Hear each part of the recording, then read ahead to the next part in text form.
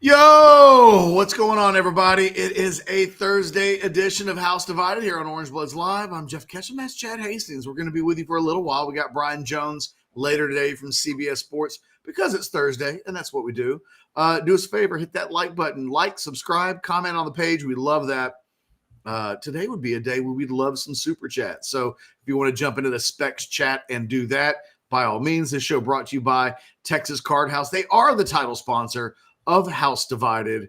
They've got the brand new club, the Texas Card House Social Club in Austin on 183 and Burnet. Great for lunch, great for dinner. You don't even have to want to play cards, although it's the best poker house in the state of Texas, over 20,000 square feet, or maybe right at 20,000 square feet. But the menu is fantastic. The service is fantastic. They have the largest TV in North Austin, or maybe even Austin, to go watch any sporting matches that you want to watch: football, basketball, baseball, soccer. I know my guy Ryan Crow likes to get up early on the weekends and go to that big screen TV and watch a little Premier League soccer. And oh, by the way, they've got the new tournament series, Trailblazer, $2 million in guarantees. The first stop, that new Texas Card House Social, October 16th through the 28th. Go scan that QR code, get all the details. There's one on either side there, and get your poker on this month. So, Catch, real quick before we leave the Texas Card House discussion, I kind of have been teasing it or discussing it in other spots, but like, are we able to say that we're doing this Texas OU thing? Are we able to say it for sure? Not yet, but we're hoping. We have nothing finalized, but okay. I think the hope will be at some point next week. You and I'll be doing a live show one of the days leading up to Texas OU, live from the new Texas Card House Social. So a show during the week, not the post-game show of the OU game. Correct. Oh, see, I was mistaken. I thought this was like okay. So during the week, why you don't bring it up live on the show? Fair enough. Fair enough. I'm just so excited. It's the radio in me. I've done shows at Texas Card House. That's what I'm trying to drag out of you, is the radio out of you. Yes, that's it. I've been to that other location. I can't wait to see the new location. And yes, hopefully we'll be able to get out there and do a show, because I got to have the chicken tenders now that you've talked about them. They sound lovely today, if I'm being completely honest. Maybe we could just have them live on the air, and then we can do the What About Bob? Exactly. Texas fans getting in the mood. Salty Q 1202. And yeah, OU still sucks even on a bye week. We're only 9 days away. Like, it feels like, yeah, even though we were never more than 14 days away when we started officially turning the page after Mississippi State to that game. It is coming, ready or not. Obviously, Anwar with the reporting yesterday on orangebloods.com that Quinn Ewers is back to taking first-team reps. The anticipation is that he will be the starter. Mr. Ewers at the center of the Orange Bloods UT universe today, including some discussion about a mock draft that came out on theringer.com earlier today. This one's interesting because I think Texas fans will think that it's absolutely garbage. Mm-hmm. And yet there's another part of me, and I don't disagree. I think Quinn Ewers is going to be a first-round draft pick. But, man, the greatest skill a guy can have is availability. And when I looked at this mock draft earlier today, it occurred to me there's so much for Quinn Ewers to play for in these last 7 games, including his NFL draft stock.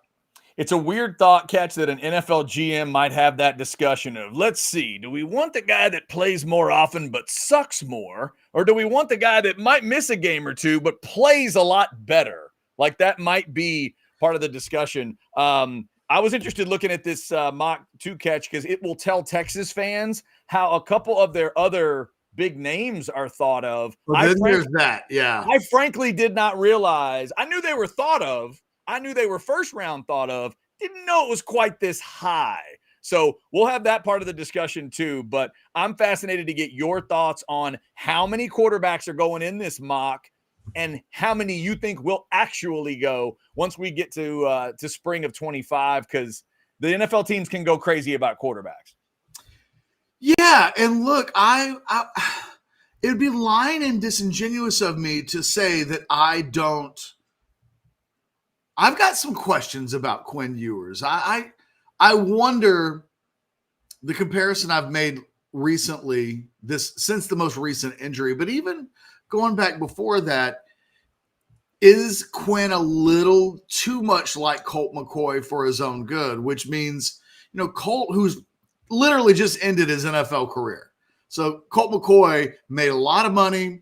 He earned his pension. He was in the league for a long time. He comes out in the 2010 NFL draft, and he lasted longer than all of them.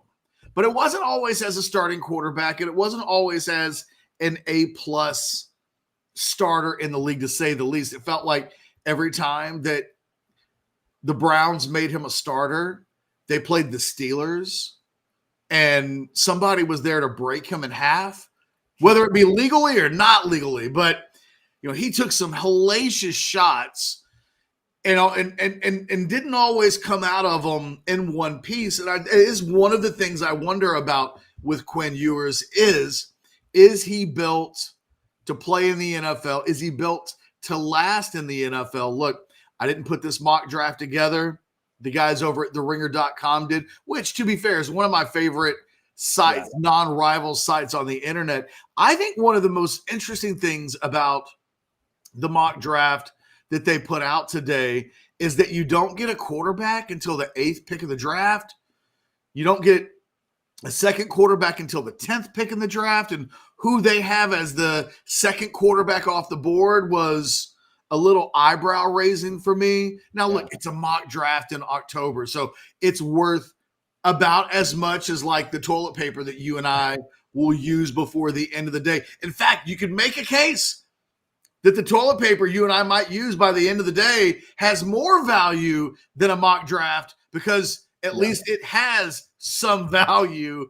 It's a mock draft. It is what it is, but it always allows for, I think, some interesting discussion. And, there's a real conversation to have about what Quinn still needs to accomplish before this season is over. And just being available is at the top of that list. Yeah, it's huge. By the way, only those two quarterbacks are in this mock. That was interesting to me, because I don't think there's any way in the real draft there'll be only two. The NFL's will there only be one going, later than 7th. I mean, yeah, absolutely. So the two that are in this mock, for those that would like to know, Shedeur Sanders, late top 10, 8th in the draft is what the mock is saying, and then Carson Beck is the other one at 10.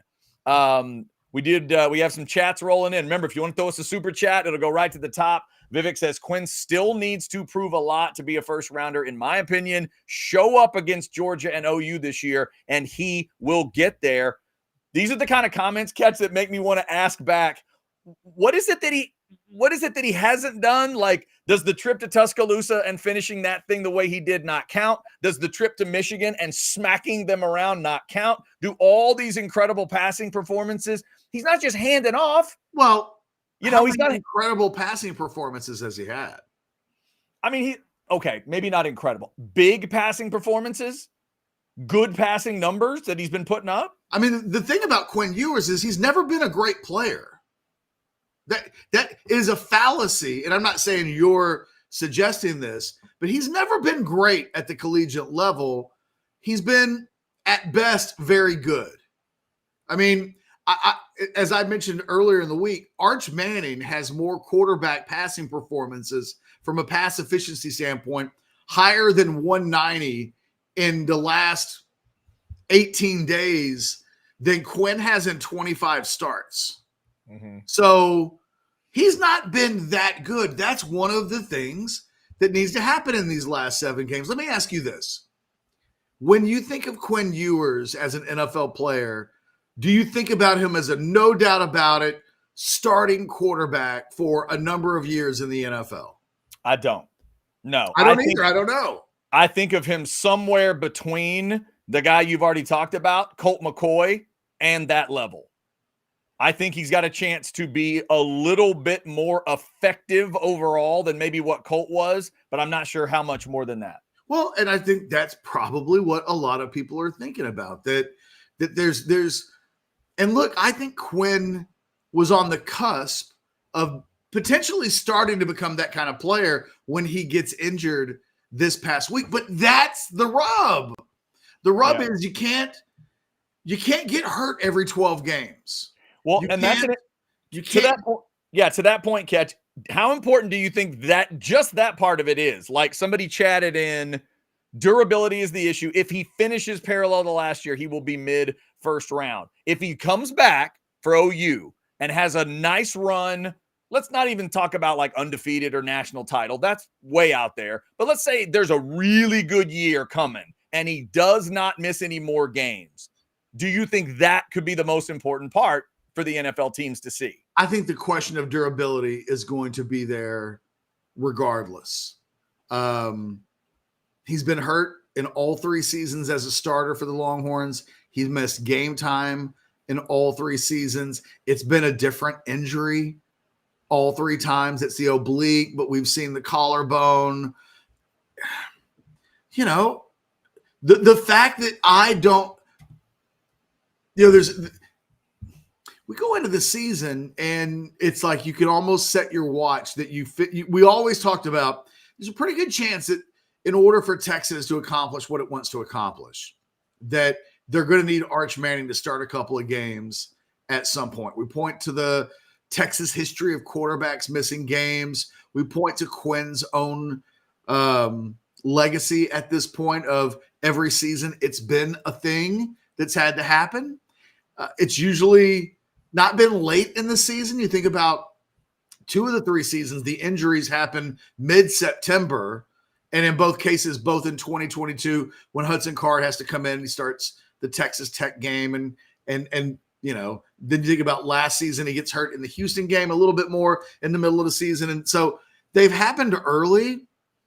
I cannot, if you made me bet every cent to my name that Quinn Ewers was going to start every game the rest of the season, knowing that we're talking 7 regular season games, maybe an 8th as an SEC championship game, maybe 9 or 10 as we get into the playoffs. Do I absolutely know that he won't have some issue in the next 10 games? I don't. If you make me bet every dime that I have, well, I tell you what, man, I'm gonna stew on it for a long time. It's like, how much time do I have to make that decision? My initial instinct is a little bit of a shoulder shrug. I don't know. Yeah. It's almost, he still has almost a full season of games that he needs to now be available for going into late December, into January. I don't know. I don't know how to answer the question. And, these were things that we also talked about with Sam Ehlinger. I feel like it wasn't really a Colt McCoy discussion. It feels like when he got drafted and goes in the 3rd round, that wasn't a conversation piece that we were having, but we were talking about his size, that he's not the biggest guy in the world. You definitely didn't worry about it with Vince Young.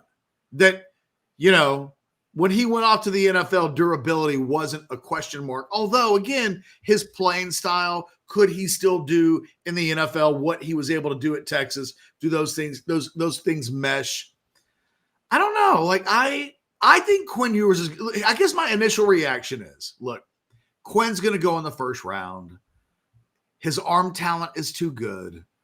I think by the end of the season, this team will accomplish enough that his stock will be high. But I do think it's telling that in the NFL circles, they're not quite going as gaga over Quinn Ewers as I think Texas fans think they would be. They see the arm talent. They see him at his very best. And at his very best, he's an NFL starting quarterback, I think. But it's not as cut and dry as does his talent put him in a place.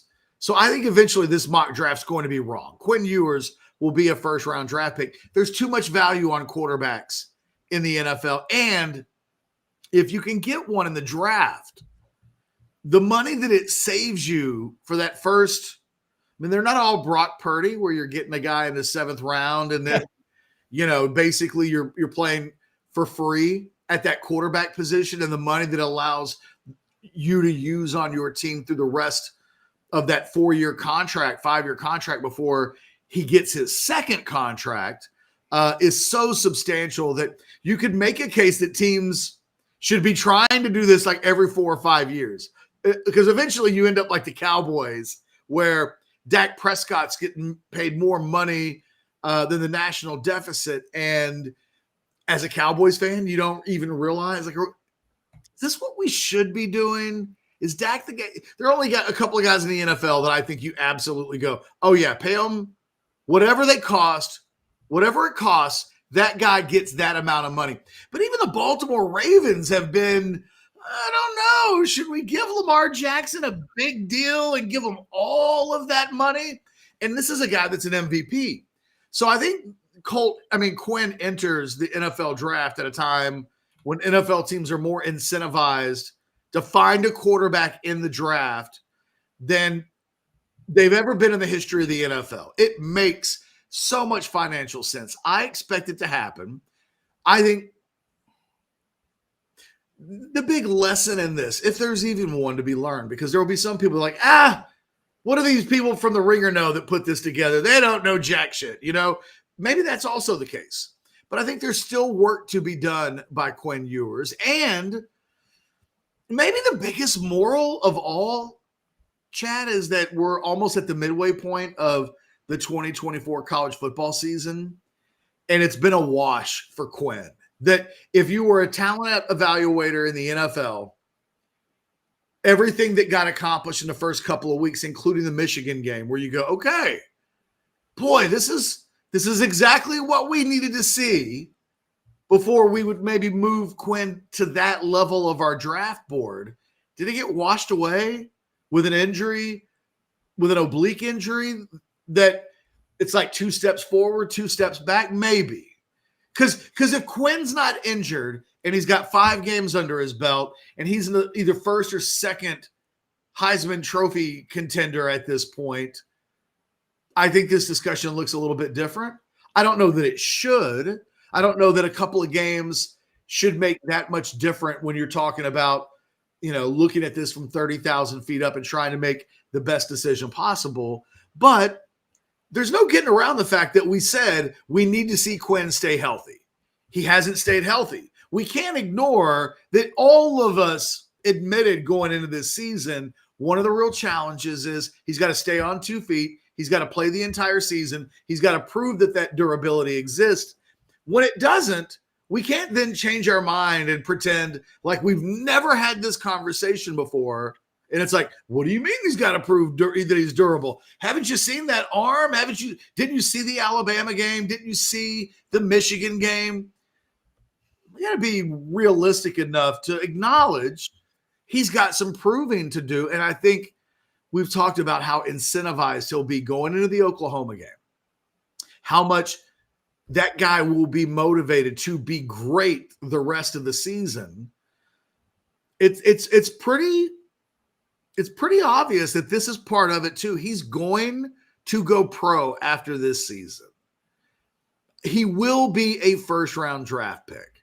But I think I would understand if I was one of these teams looking for a quarterback where I might be a little hestant to invest the future of the franchise in a guy that is always got something niggling at him, that there's always a little something that's going to make him miss a few weeks. It's been the story of his career thus far. Yeah, he's going to have like one of those medical grades. If you were to go to like John Harris's website, footballtakeover.com, and, if it has all of the pluses and minuses about a guy, one of the knocks about Quinn will be the availability. And I think that's the thing. Without this article even addressing it, that has to be the holdup. It's not whether or not he's good enough. It's whether or not he's built to be an NFL player and an NFL starting quarterback, because that's what teams who are drafting in the first round of the NFL draft are looking for.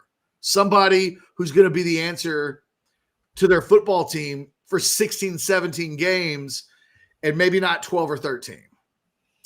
If you want to super chat us, it will go right to the top of the list. We got a couple chats that we will grab. Over 400 of you in that specs chat right now. We'll continue to talk about this mock draft. Let you know where those other Longhorns are in the mock. I think that was interesting as well, just to give you a sense for it. Also, I have a couple jobs today when telling you about some of our great partners, like trying to give you plans for an off weekend. You got things you could do. How about you head out here? The Deep Eddy Vodka Tasting Room is ready for you. If you're in the Dripping Springs area or you're headed out there, they're open right now. As I'm speaking, Thursday, it's 12 to 7. It's Friday and Saturday, 11 to 7, and Sunday, 12 to 5. Don't forget about the Crimson Creek Smokehouse Barbecue. I'm not sure if I've mentioned it, but at the Crimson Creek Smokehouse, they have a 3-pound tomahawk steak. Now, you have to order it a day in advance, but apparently it's heavenly. I haven't had it yet.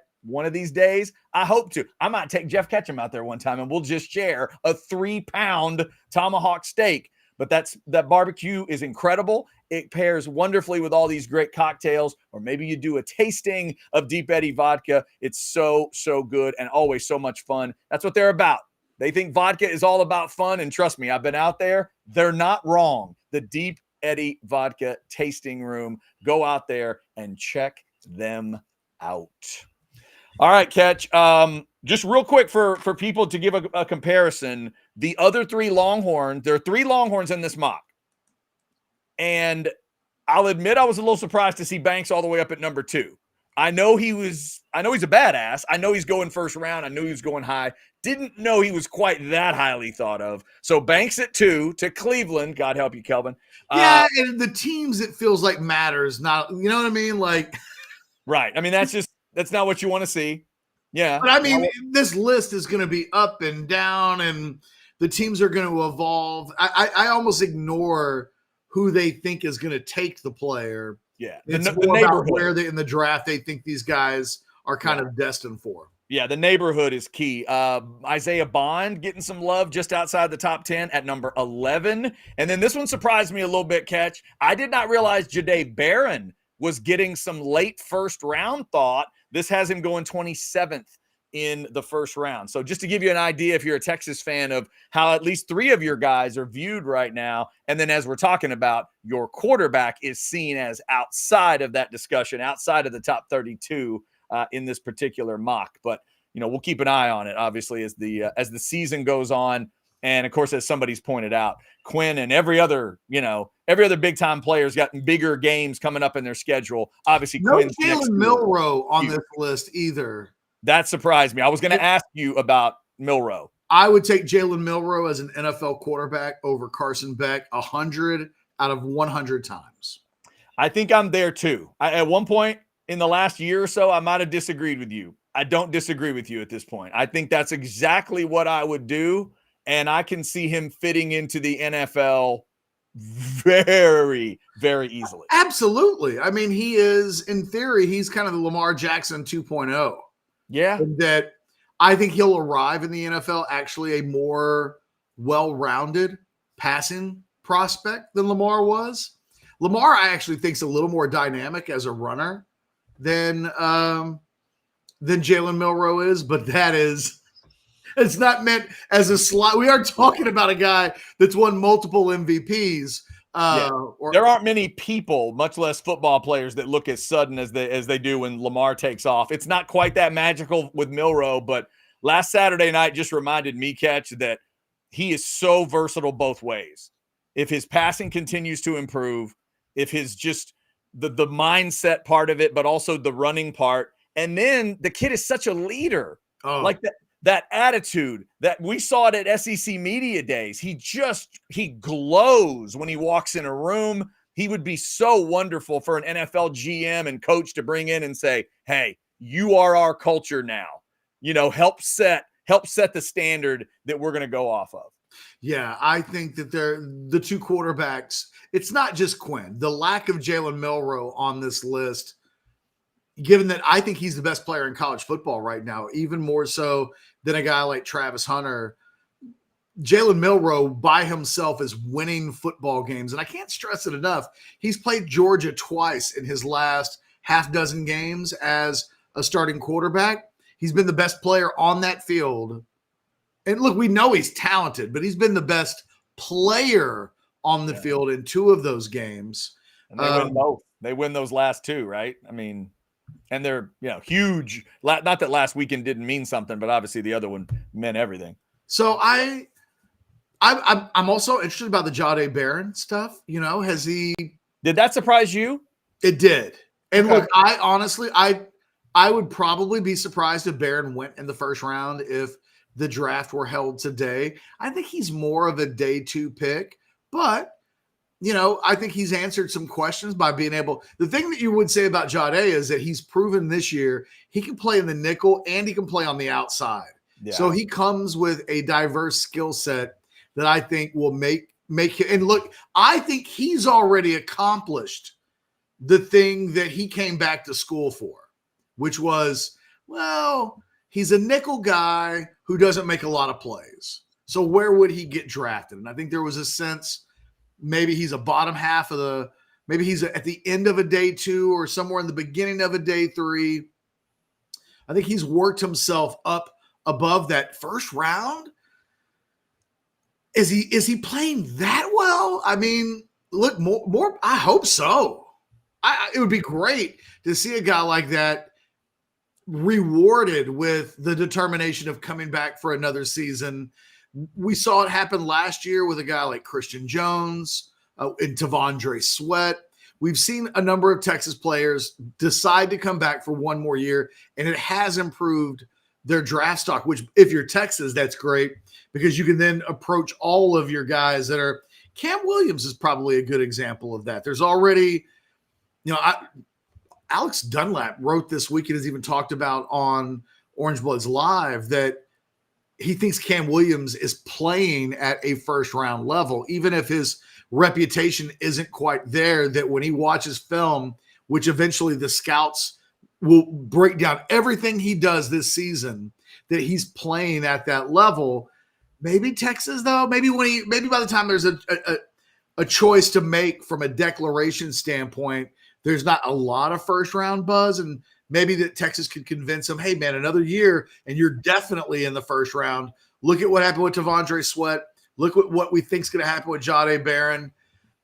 But I think that there are a number of guys on this team that will become draft eligible that are going to hear their names called fairly early. I fully believe that Quinn Ewers is, although, when I look at some of the comments in the chat, I don't know that I don't know that I agree with everybody on Quinn. And it's not like a hard, firm. Well, I had one I was gonna pull up here real quick. Let me put this one up real quick, and I'll get to another one. It says durability in deep ball. NFL defenses are gonna sit on those intermediate passes. He is better off going someplace he has to sit for a year or 2. Well, that means you think he's a second or third round draft pick because first rounders play.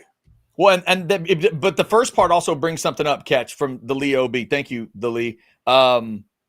When you think of Quinn Ewers, intermediate passing, the short and intermediate stuff, you and I would both agree he's damn good at it, right? I thought in high school he was the best quarterback prospect that I've ever seen inside the state of Texas at accurately throwing the short and intermediate pass. Now, as a college player, that didn't materialize overnight. But I think through the beginning of this season, you've started to see that. You think about some of the throws that he's made in the red zone, ball placement where guys, only offensive guys can catch it. There were times last season I can remember us doing live the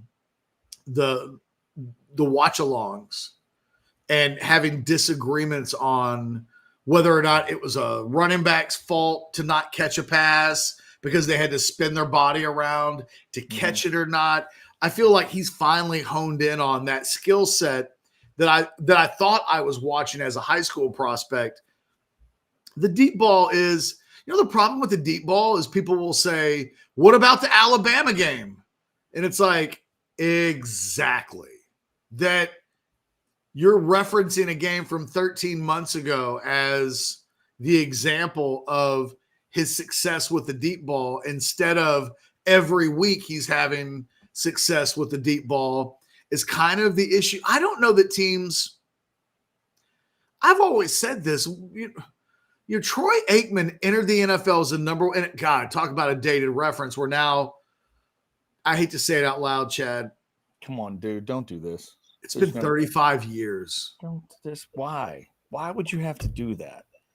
It's bad. It's bad enough. There's other things going on. I got something in buy or sell today that's going to make us both feel like 112 years old. There's no need for you to do these things. Now you're making Troy Aikman. I remember. Oh God. I mean, I can't help it that it's been 35 years. That's true. It has. But when he came into the league, he threw the deep ball like crap. And I can remember they drafted Ace Wright early in the 1990 draft after they drafted Emmett. And it was like, okay, you've got your deep ball. And it took a while. It took a couple of seasons before he found the rhythm of throwing the deep ball at the NFL level. Yeah. But teams weren't not taking Troy Aikman because that hadn't happened yet. Yeah, I've never once in my life as an NFL fan worried about the deep ball stuff. I don't think that's what wins you games. I don't think it's what wins you Super Bowls. I just don't. When I think of the greatest performances I've ever seen from quarterbacks, that's not what stands out to me. It's not. I think the durability issue is 10 times. Oh, easily. It's maybe 20 times. It may be 50 times more important because it's the short and intermediate stuff that I've seen from Quinn. The development there, Catch, that's what makes me think he can be a badass. Do you know what's making me think Arch can be a badass? It's not the deep balls. That's all pretty. That's all fine. It's the intermediate and short stuff. That's what makes me think, okay, now you're making a development. Arch hit that pass across the middle to, I think it was Bond, where you could tell his eyes were following the middle of the field, and it was a nice intermediate route, and the play went for, 25, 30 yards, whatever it was. That's the kind of throw I look for to tell me if you can be a badass NFL player. I just, I understand the jury being out on Quinn. If you're not a Texas fan and you're an NFL front office person, you're going to have questions. And I continue to lean on, look, he wasn't first team All Big 12 a year ago. He wasn't. It was debatable whether he was even, the second best quarterback in the Big 12 a year ago. And that doesn't completely have to do with health issues. It has to do with he's got to play better. 2 of the last 3 games from a year ago, he didn't play well. This season, he's played extremely well, but it was 2.5 games. So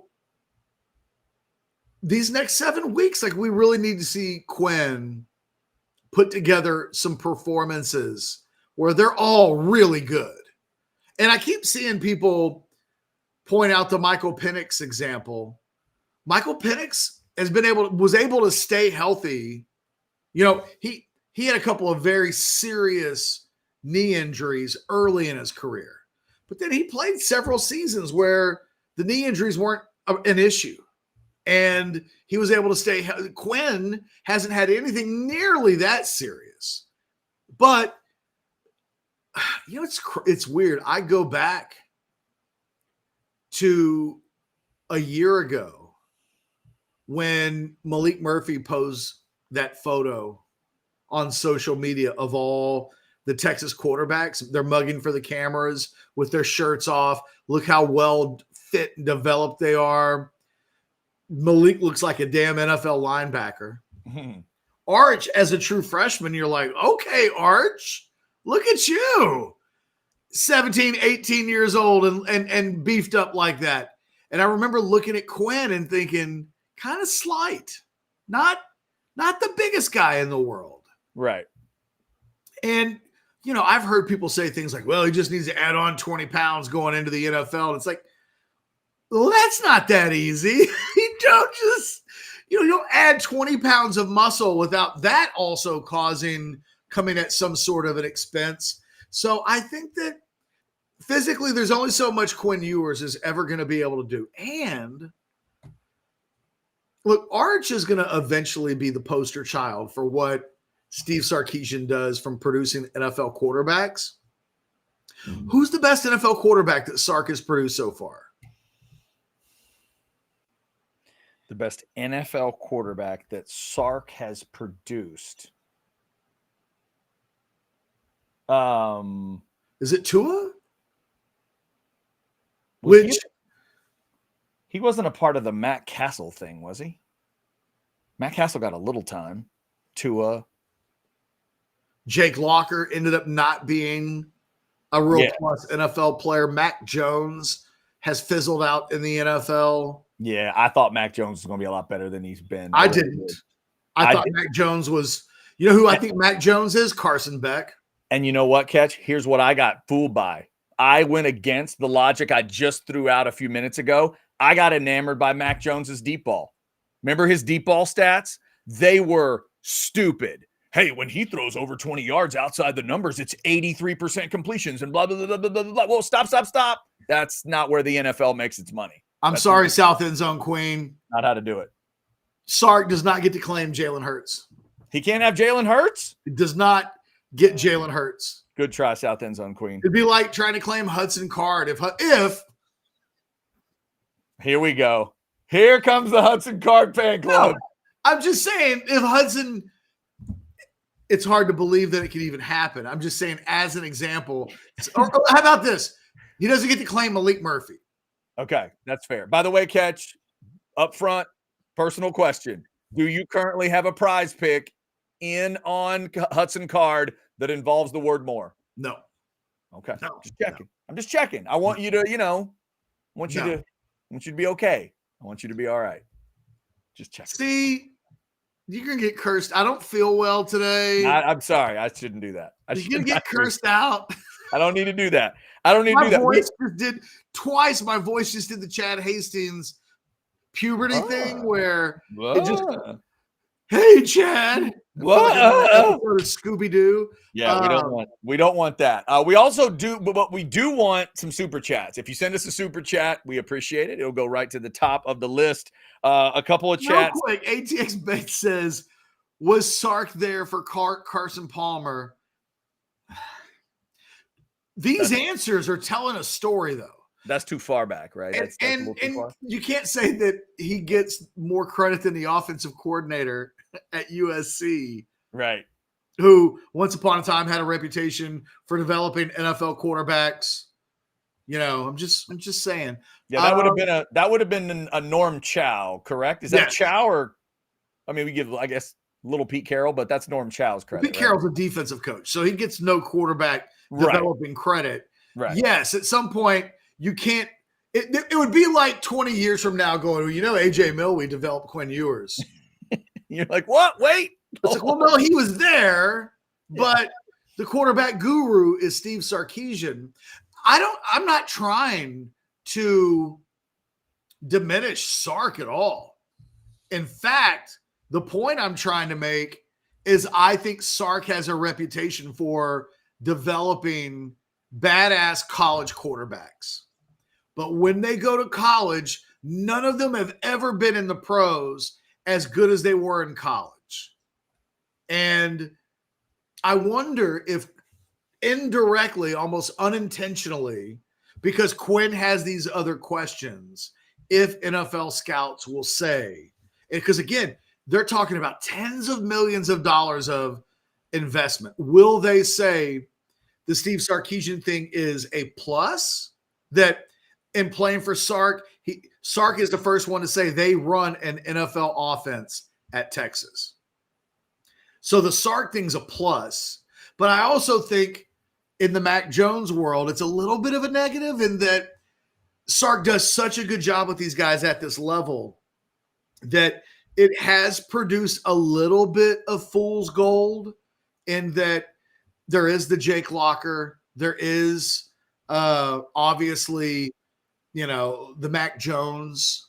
There are a couple of guys that have the Sark seal of approval, played with Sark, had amazing seasons with Sark. Mac Jones's season was an all-time good season. But it didn't mean anything when he got to the NFL.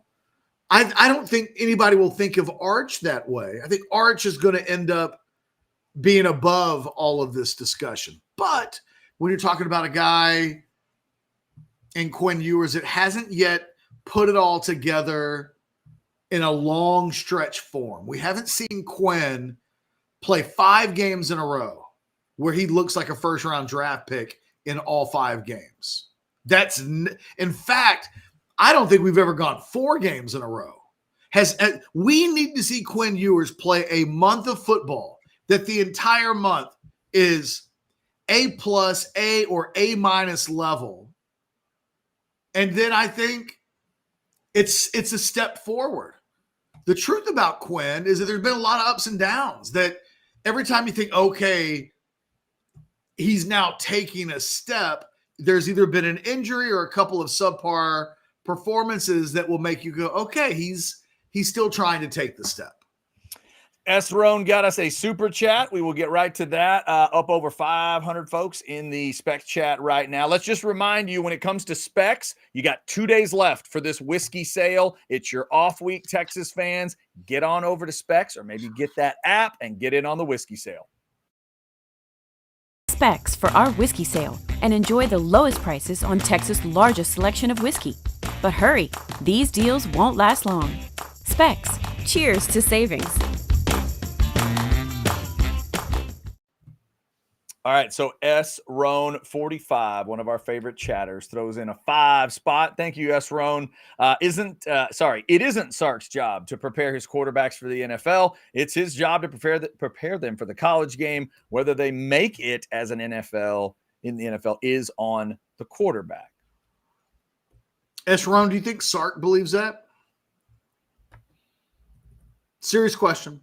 And I know it's a rhetorical one because S. Roan can't give an answer. Yeah. I mean, it's got to be both in his mind, right? It can't be totally one or the other. And I think coaches have gotten themselves in trouble, Catch, in the past for either picking one or the other. You have to do both.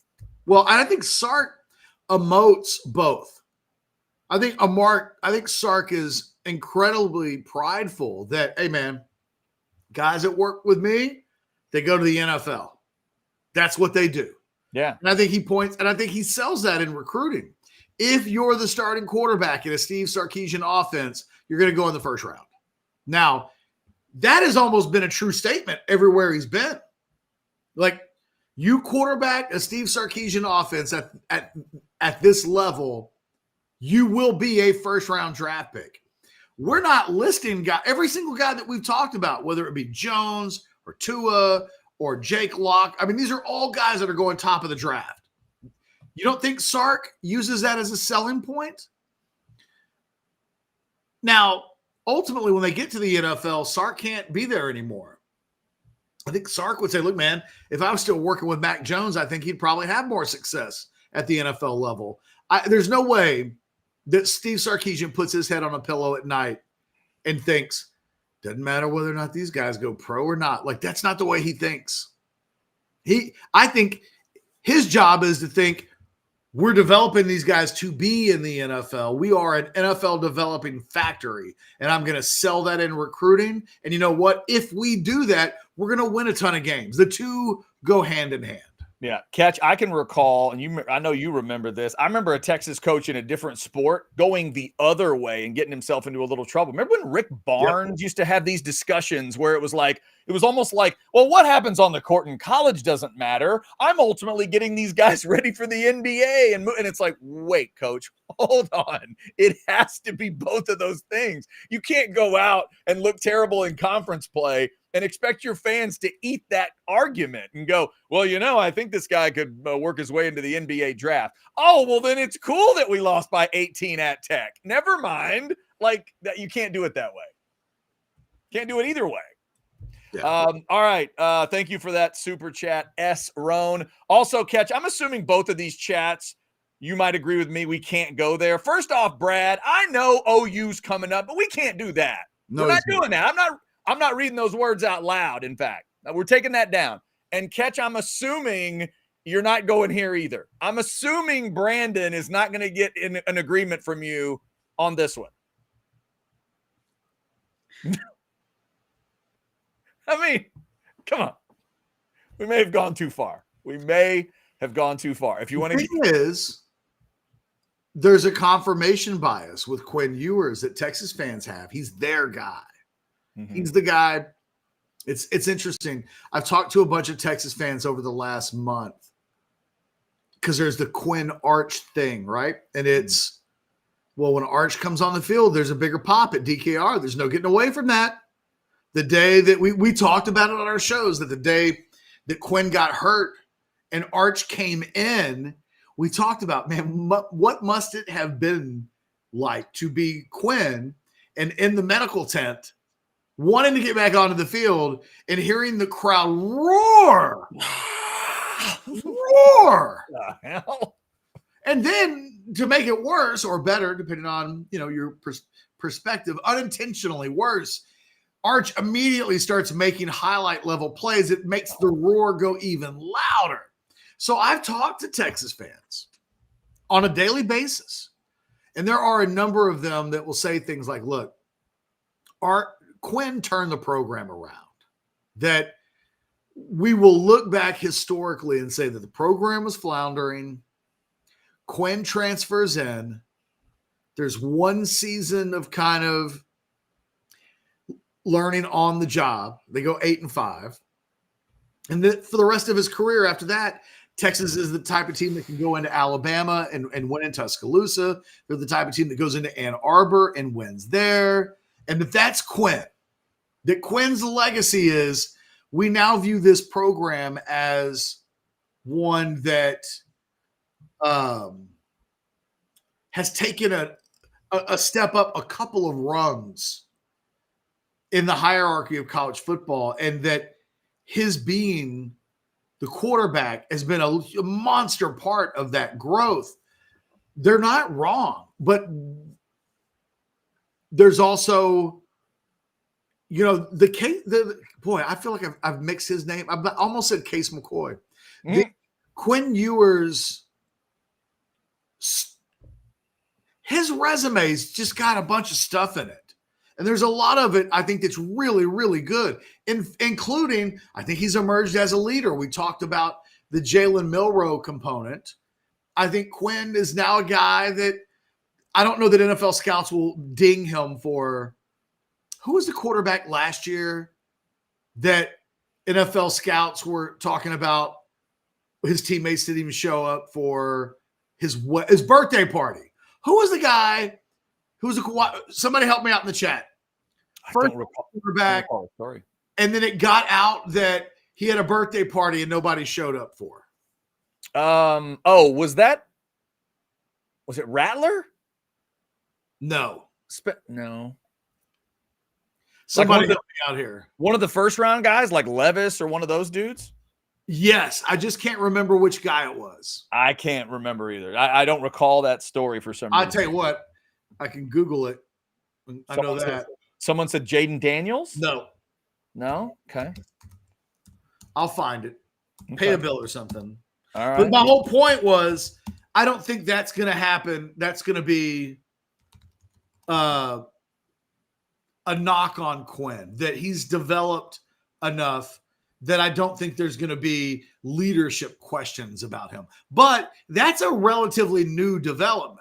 That if he'd come out in last year's draft, I think they would have probably said he's a little bit of a wallflower. He's quiet and reserved and maybe not an alpha. And, these trigger words that guys get stuck with. All right, you look that up, and I'll tell the people about that chicken fried steak that you've been chasing for a long time. At some point in the near future, Mr. Ketchum is going to get out to Hays City Store and have that chicken fried steak. Here's another idea for your off weekend, Texas fans. If you're out in the hill country, you're out in that Driftwood, Wimberley area, stop by Hays City Store. You've heard us talk about it. You've probably heard others mention it. They've been there. It's great. Go have something. Go have that chicken fried steak. Go have their wonderful pizza. If you're an enchilada fan, their truck stop enchiladas are kind of legendary. I'd recommend adding the fried egg. Trust me. The drinks are incredible. Love the draft beer out there. I'm a vodka guy. I love their vodka drinks. If you're a whiskey fan, they've got all kinds of cool whiskey drinks. In fact, they have a frozen margarita flight that you can do. A lot of good fun out there and a great atmosphere in the ice house out in the shade tree area. These big, beautiful trees they've got. They've also got some indoor seating as well. Get your reservation because it is a popular place. That's why we are telling you about it. Make sure to tell Travis, Tamara, and the crew we said hello. There are some screens out there so you can follow the games. Great time of year with baseball going on and football as well, and all the things kind of melding together. So get on out there. Check them out. Hayes City Store. If you're lost, just go chicken fried steak and you will not be disappointed. Pete says, draft day catch. Geez, you are on some good meds. Guys, I'm playing hurt today. He really is. I literally called Chad 30 minutes before the show started to say, I can't do the show. He answered me. I feel so bad. I thought that was a message from earlier in the day. I was finishing up some stuff outside. I was in the shower. I got done and I saw it and I was like, oh, that was from earlier. I'm blaming this on I'm out of it today. So yeah. I wish I had good meds that would have precluded, but yeah, it's quite possible that I just remembered a narrative from the movie Draft Day. It could be very Right. possible. It could be what he has talked about. I'm on fumes, guys. I'm on fumes today. You're just going to have to, if I say something crazy, give me some grace. He did not say I'm not a first round draft pick today. Yeah, and he did not say anybody's agent was Jerry Maguire. So I thought that was a positive at this point. No super chats that I can see right now. Jeff, you want to go ahead and do buy or sell at this point? Sure. Want to give it a shot, first or second? Well, what's going on with your microphone? Why are people saying that? I've been noticing that people have been saying that they can't hear you. We'll finally allow Chad to speak up. Hang on, let me double check. Maybe the mic didn't switch. All right, I'm using the mic I normally use. Is this just me? They think I talk over you too much? So buy or sell, me being not feeling well, will finally allow Chad to speak, so he is amped up. Are you amped up? Oh, that's what it is. Okay, gotcha. There it is. Yeah. Somebody early in the show was like, oh, this show should be good. Just pay attention to Chad in this show because Ketch is sick today or whatever. So, damn. I don't know what are you going to do? I mean, I can go. No, we don't. No, it's not what we want. Hey, I always say it, Ketch. The show's called House Divided. It's not called House Divided evenly. It's not. It is not. By the way, real quick, it's mentioning House Divided. Nick Scourton, is that how you say his last name? How do the Aggies say his last name? I've been going with like Scorton. Scorton, I think is what I've heard, but I haven't heard a definitive yet. Well, that guy's in that first round of the mock. I saw that too. Top 20. I'm going to report that to my dad this weekend. I was excited to hear it. He's disruptive, Catch. He makes big plays. He's what Trey Moore hasn't been. He was a big part of why they beat Arkansas, creating that turnover in the second half. All right. You want to go first or second today? I'll go second. I definitely don't have 5 questions ready to go. Fair enough. All right, let's start with some football. Buy or sell, number 1 right now. You'll say 300-plus passing and 3+ touchdown passes for Quinn in Dallas. Easy buy. Yeah. Yeah, okay. Then that would lead us to this. If you had to pick it today, you'd take Texas by 10 to 20 over OU. Or is he selling and going more? I'll go buy. I don't have an official prediction ready to go yet. I am going to pick Texas to win this game decisively. I don't have like they're going to win by 30 bold claim kind of a thought process yet. So buy for now, 10 to 20. That sounds potential. Like that could be 41-21 or something like that. And that's doable. All right, fair enough. All right, Catch, we'll switch to baseball here. First off, congrats to Detroit, Kansas City, and San Diego, who all advanced yesterday. But there's one series left, and Catch's Phillies get the winner. Catch, buy or sell number 3. You want the Brewers, but you think you'll get the Mets. I'm going to buy because Thing is, I believe in the power of the jinx. Ooh, okay. So there's a part of me that is thinking I'm worried about the Mets, and so I'm like, come on, Brewers. And then the Brewers are going to – I'm still haunted by some playoff matchups from 14, 15 years ago where I thought I wanted the St. Louis Cardinals in 20 – I didn't mean to do it, Chad. Oh, God, why would you say that out loud? Because on paper, that was the team that I was supposed to want the Phillies to get a piece of. Oh. Hey, I know that Rangers fans feel like I know what happened, but the Phillies were the better team than the Cardinals. They just were. But the Cardinals got hot. And ever since the Cardinals got hot and eliminated the Phillies literally 14 years ago, no hard memories, right? I mean, never mind the fact that the last play of that series, Ryan Howard tore his Achilles tendon and his career ended that day.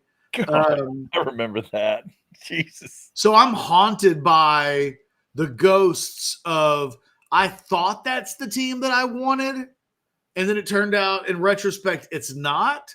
So I approach these questions nervously. Yeah, that's fair. I'm afraid of the Mets only because if the Phillies lost to the Brewers, there's a part of me that would just go, okay, well, the Brewers maybe were the better team, but the Mets are a wild card team. They're the 6th seed. The Brewers are the 3rd seed. It's crazy that the Phillies, as the 2 seed, could end up being the team that gets the 6th seed because that's not how the NFL would do it. Right. But Major League Baseball is like, this is the bracket. And it's straight like, bracket. What if there's an upset? Shouldn't the 1 seed just get the worst team because they're the 1 seed? I don't know who I'm going to pass. I don't do this often. I don't know, but I don't know what I want. I'm in my own head with regards to the Brewers and the Mets. On paper, the Mets just played in a doubleheader. Now they played 2 games in a row since then. Yeah. On paper, it should be the Mets, but I don't know. I'm scared either way. Yeah, no, that's fair. By the way, if the Mets win, 3 out of the 4 series in the division will be divisional series. You've got San Diego and LA already set. You got the Indians, pardon me, I'm old. The Guardians and the Tigers already set. And then you'd have the East-East matchup of I think Philly, I would call them the Indians too. And the Mets. I slipped.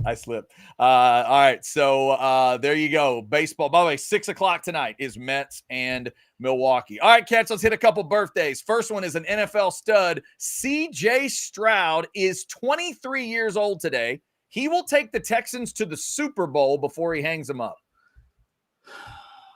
So. Okay. I think he's good.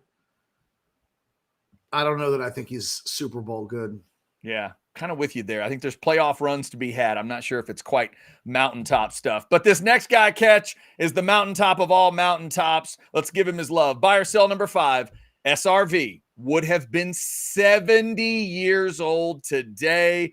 Biggest rest in peace we could give. Catch, if we could go back and see Stevie in any legendary Austin venue, you'd think seriously about Antone's, but you'd pick Liberty Lunch. Wow. Any badass Austin venue. You want to go Armadillo World Headquarters? You want to go outside? You want to do a little Auditorium Shores? You want to go Aquafest? South Park Meadows in the old days? I'm gonna say sell. I'm gonna say Antone's because it's Antone's. It is the first thing you think of when and I it would be the original Antone's. Right, exactly. You could go to the Antone's you'd want to go to. Yeah. I think I would say Antone's, although Liberty Lunch sounds fantastic right now. Liberty Lunch, Catch, is the one to me that will always be extra elevated because I was lucky enough to only see 2 artists there ever.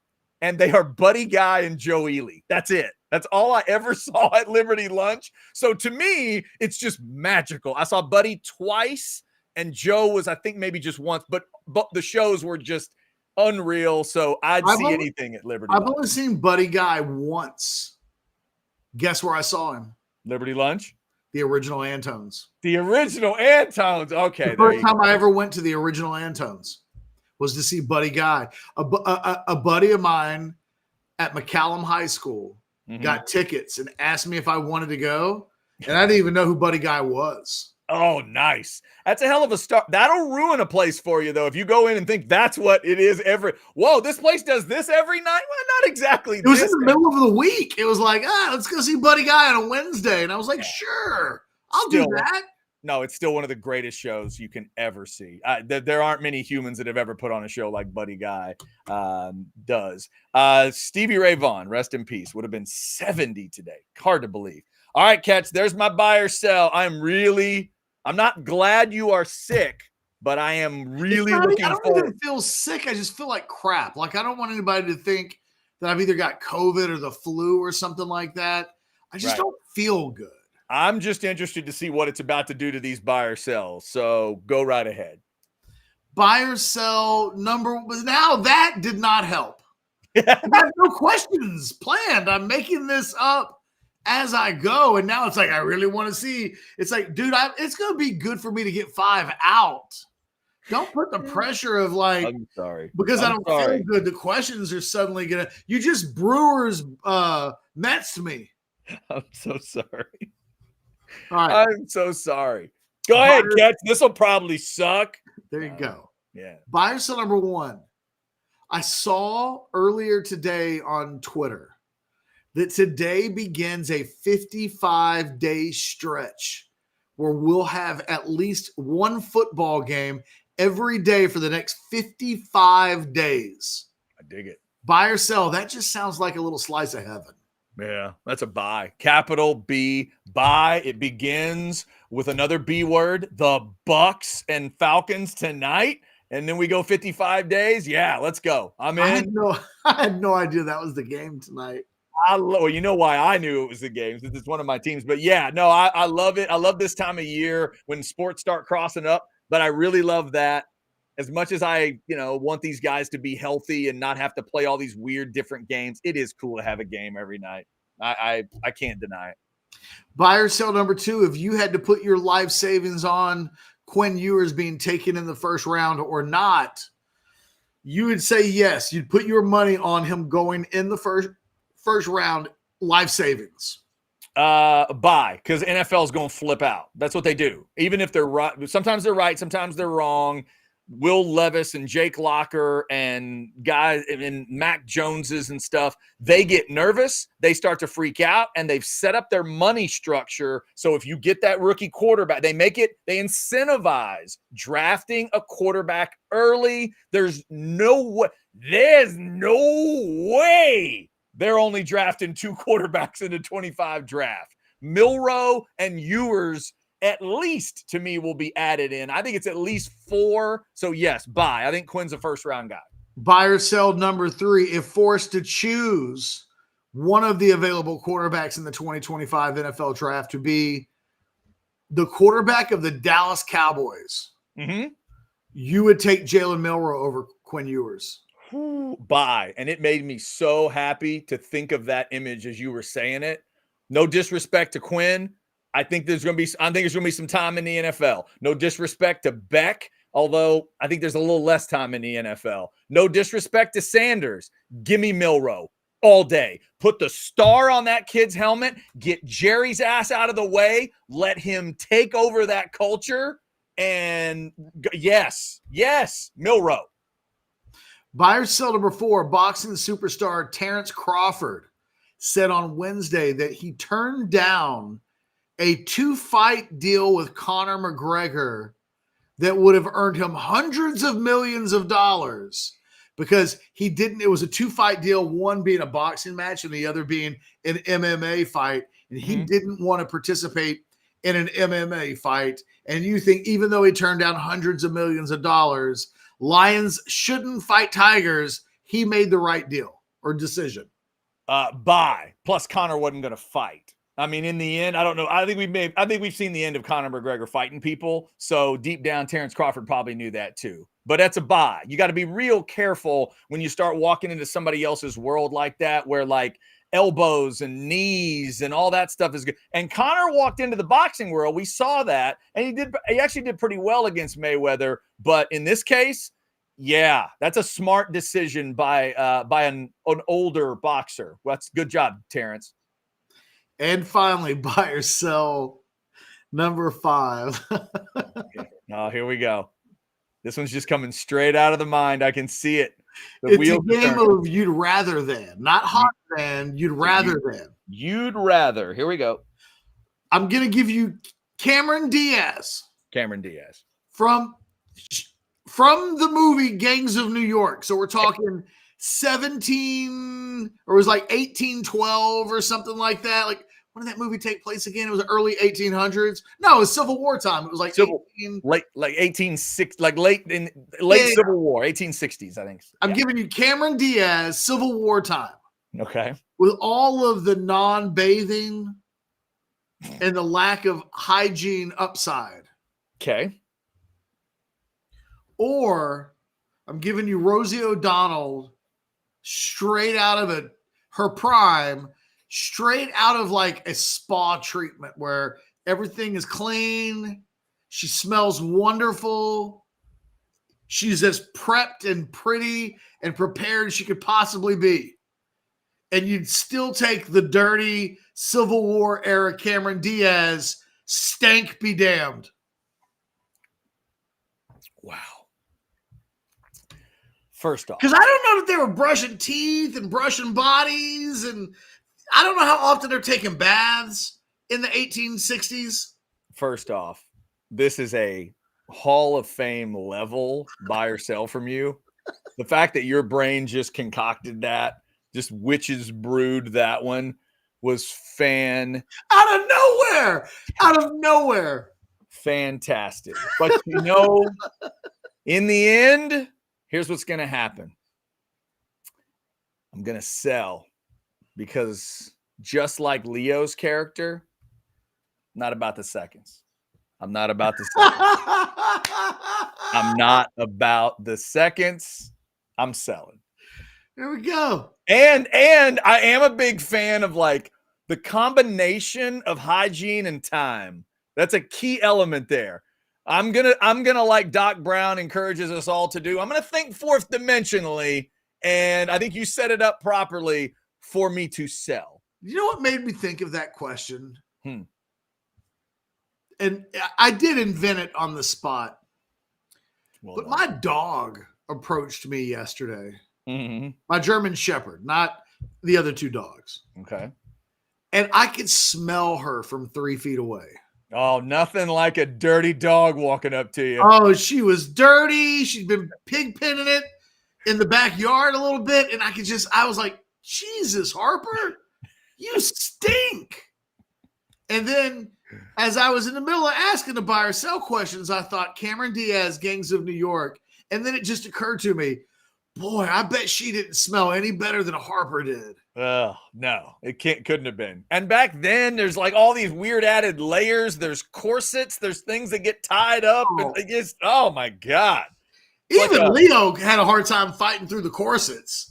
Right, exactly. It's like speaking of butchers, it's like butchers, you like leaving the meat out for like 3 weeks. And it's like, what are we doing? Yeah, that's well done. Just well done. All right, so here's the question. It's like 10 after. Are you going to be able to make it until Brian Jones joins the show? That's not the question. Okay. What's the question? The question is if I'm here when Brian joins, I've got to be here for when Brian leaves. Okay. That could be like 40 minutes from now. That's true. You're not wrong about that. Knowing all of that, what do you want to make a decision? Do you want to? There's a part of me that we just told. The thing is, I have to, if I'm going to cry uncle, I have to do it in front of all of these fine people, and some of them not so fine. I see. Whereas if we had talked about this beforehand, we could have just said, I have to leave at 1:00 or so. Right.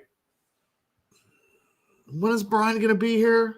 Like 1:20. It's like 10 minutes away. It's 10 minutes away. And they don't know that you could have stuff to do. I mean, yeah, you don't feel great, but you could also I've already told everybody that I just don't feel good.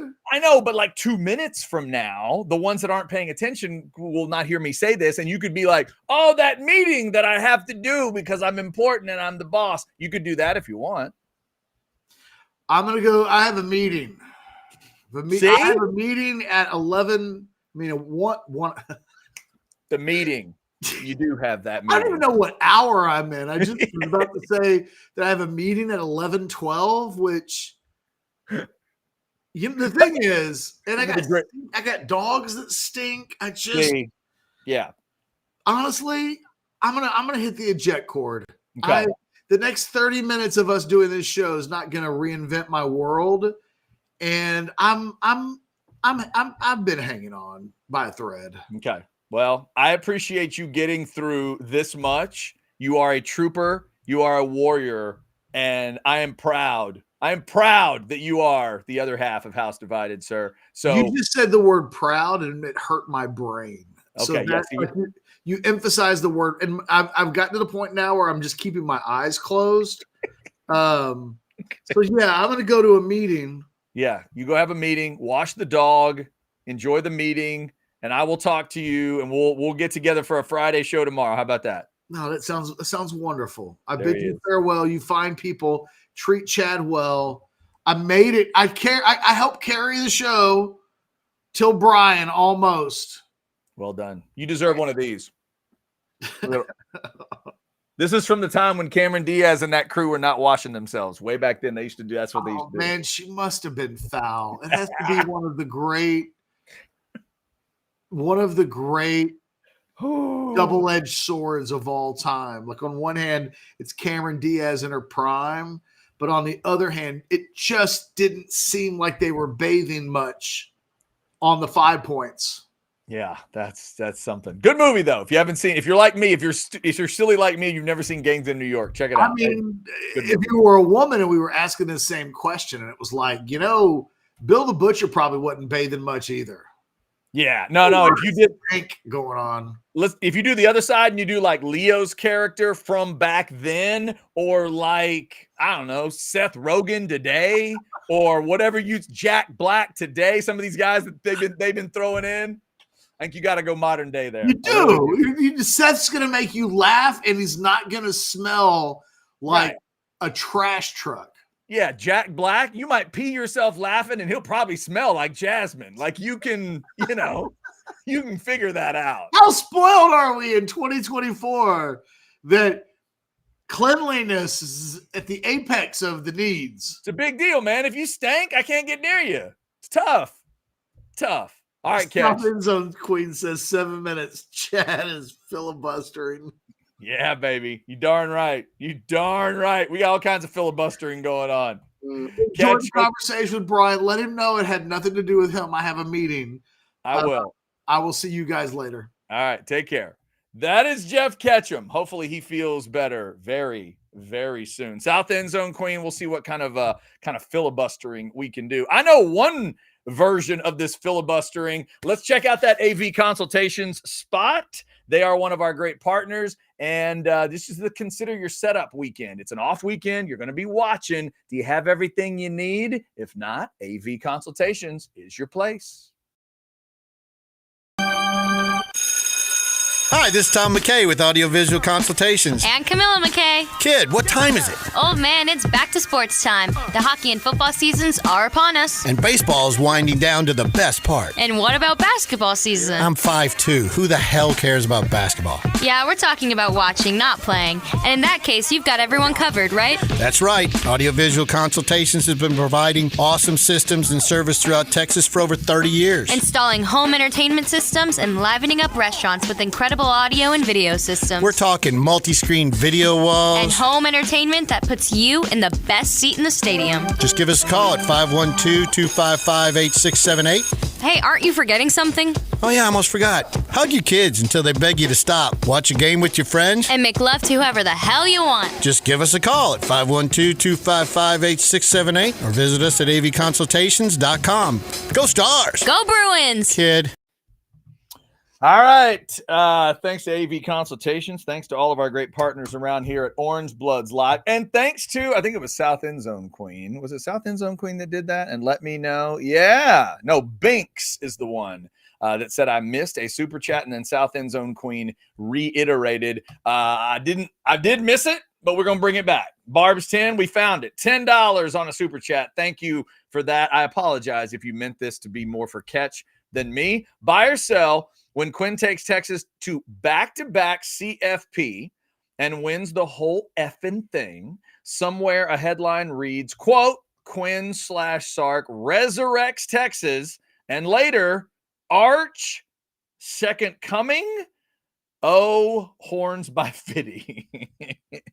I'm telling you, this off week is so weird for y'all right now. I feel bad in a way because your rhythm has just been thrown off. But I love that you're still focused in. Even in a way, I like it for you because you get a long time to get ready for OU, which is something that you guys never really have. So I dig that. But let's see. You got to buy all that stuff. So you got to buy a trip back to the playoff, which I would. Winning the whole thing. Got to be predicting a natty this year. Somewhere a headline reads, Quinn Sark resurrect Texas, and later Arch. So second coming. Oh, horns. You know what? It's an off week. Let's buy. Barb's 10. Let's just go ahead and buy it.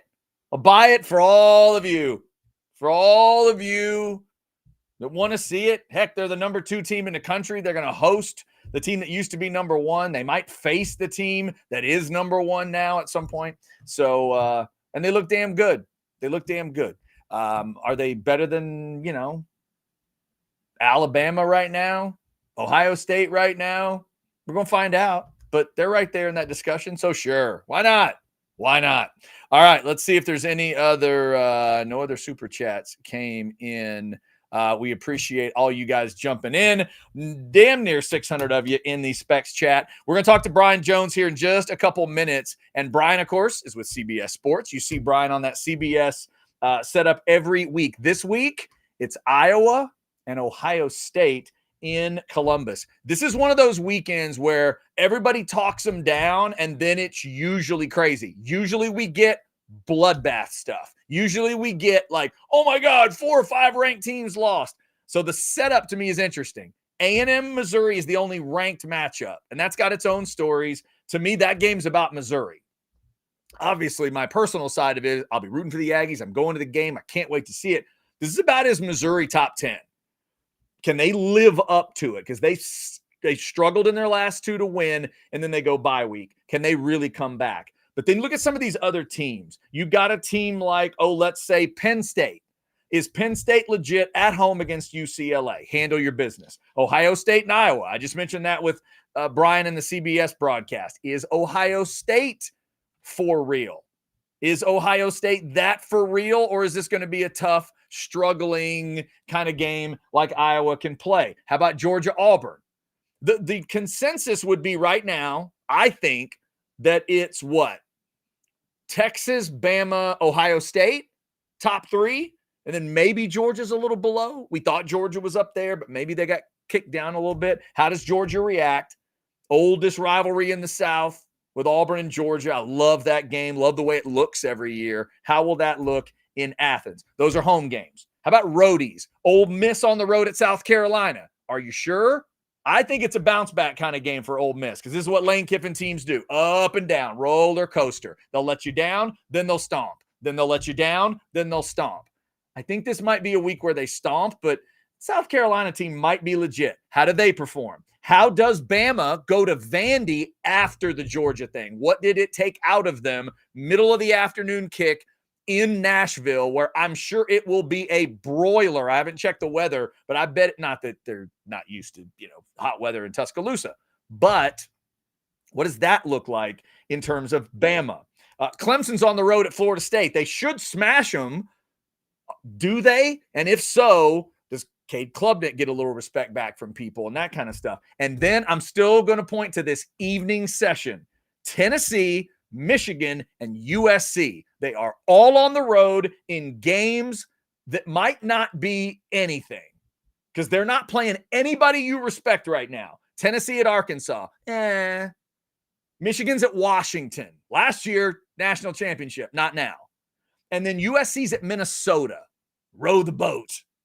What's going to happen in those three? They're all playing at the same time. This is a week about handle your business, specifically a couple of teams on the road, and let's see if they can do it. Can this really be a boring week where the only game that matters is Missouri and A&M and everybody else just handles business? Or is this going to be a week where you go, oh my God, did you see like 6 ranked teams lost this week? We're going to find out. And as I mentioned, the CBS big dog is Iowa and Ohio State. We'll talk about that and some other things with old number 60. He's the last man to wear number 60 for an entire season for Texas, and he is the legendary Brian Jones. He's also looking – I like that entrance, just looking off into the distance, contemplating life. What's up, man? How are you? You are nuts. I was looking up at my television screen, man. That's what I was doing. I am excellent, and you? I am very good. We have to start with an apology from Mr. Ketchum. He had a blinding headache earlier today. He barely made it through the part of the show that he did, and he just looked up at one point and he was like, I can't do it. Tell Brian it's not about it. I let him go get a little rest because the man was not in good shape. So I'm just letting you know it's not about you. I am beginning to take this personally. This motherfucker always bows out as soon as I show up.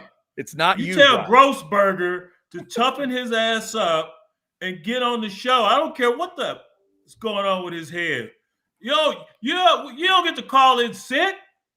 What generation is he from? You know how many days of school I missed growing up?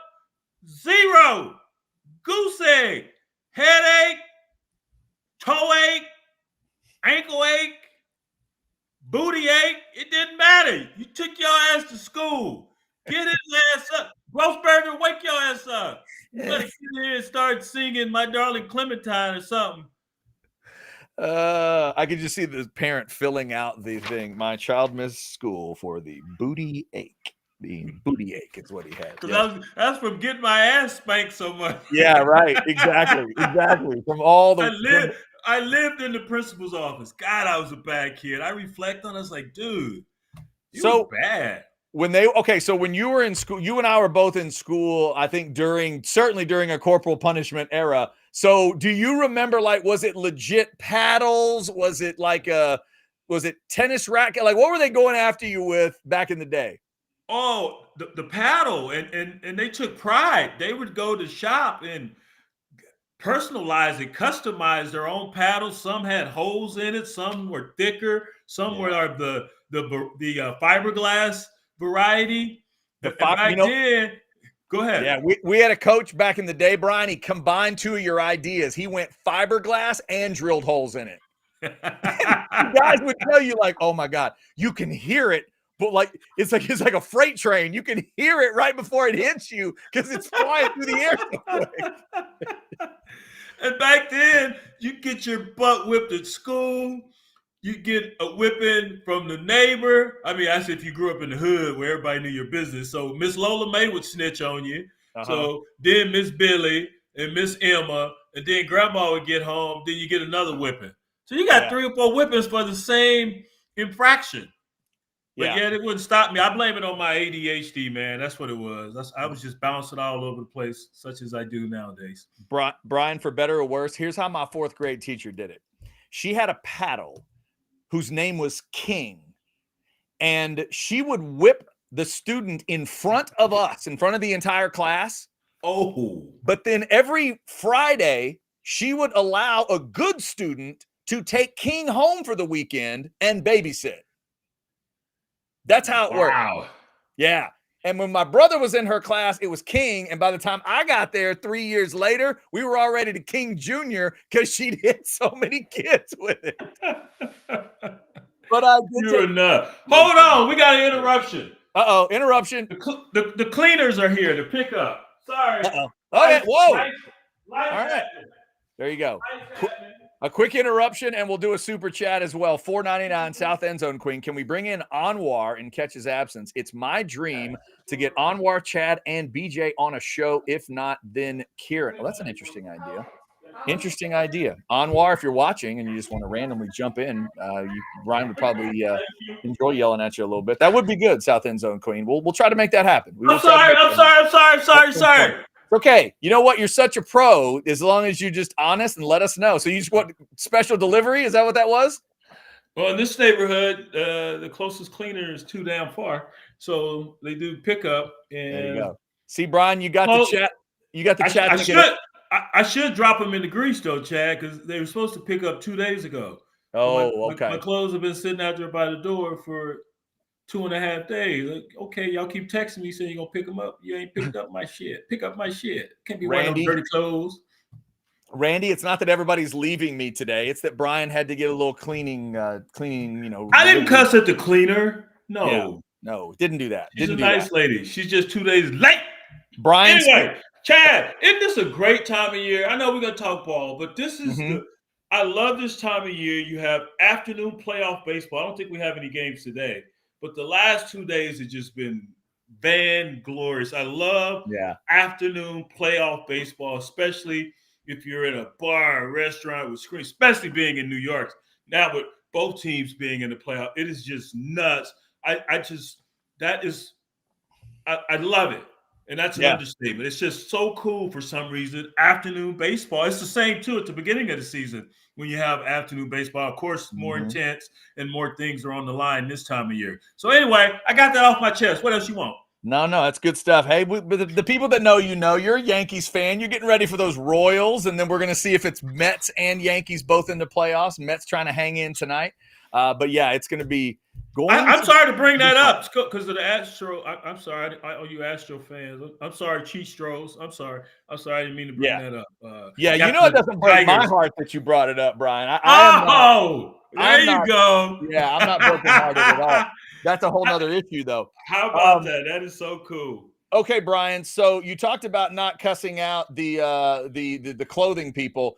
Is there any cussing out? That's another way to say it. But is there any teachable moments that you would like to point out from Texas and Mississippi State? Because certainly Sark talked about some of those things that needed to be tightened up. It was 35-13, but as you dug into it, and I'm sure you went back and watched the whole thing like you always do, what stood out to you about Texas and Mississippi State? I am looking. I just pulled up my notes, and you're correct. I go back and watch every game tape, such as I get the same copy that the coaches get. First thing I noticed was that first fourth down play. They weren't even aligned, and Mississippi State picks it up. Let's see. I will say this.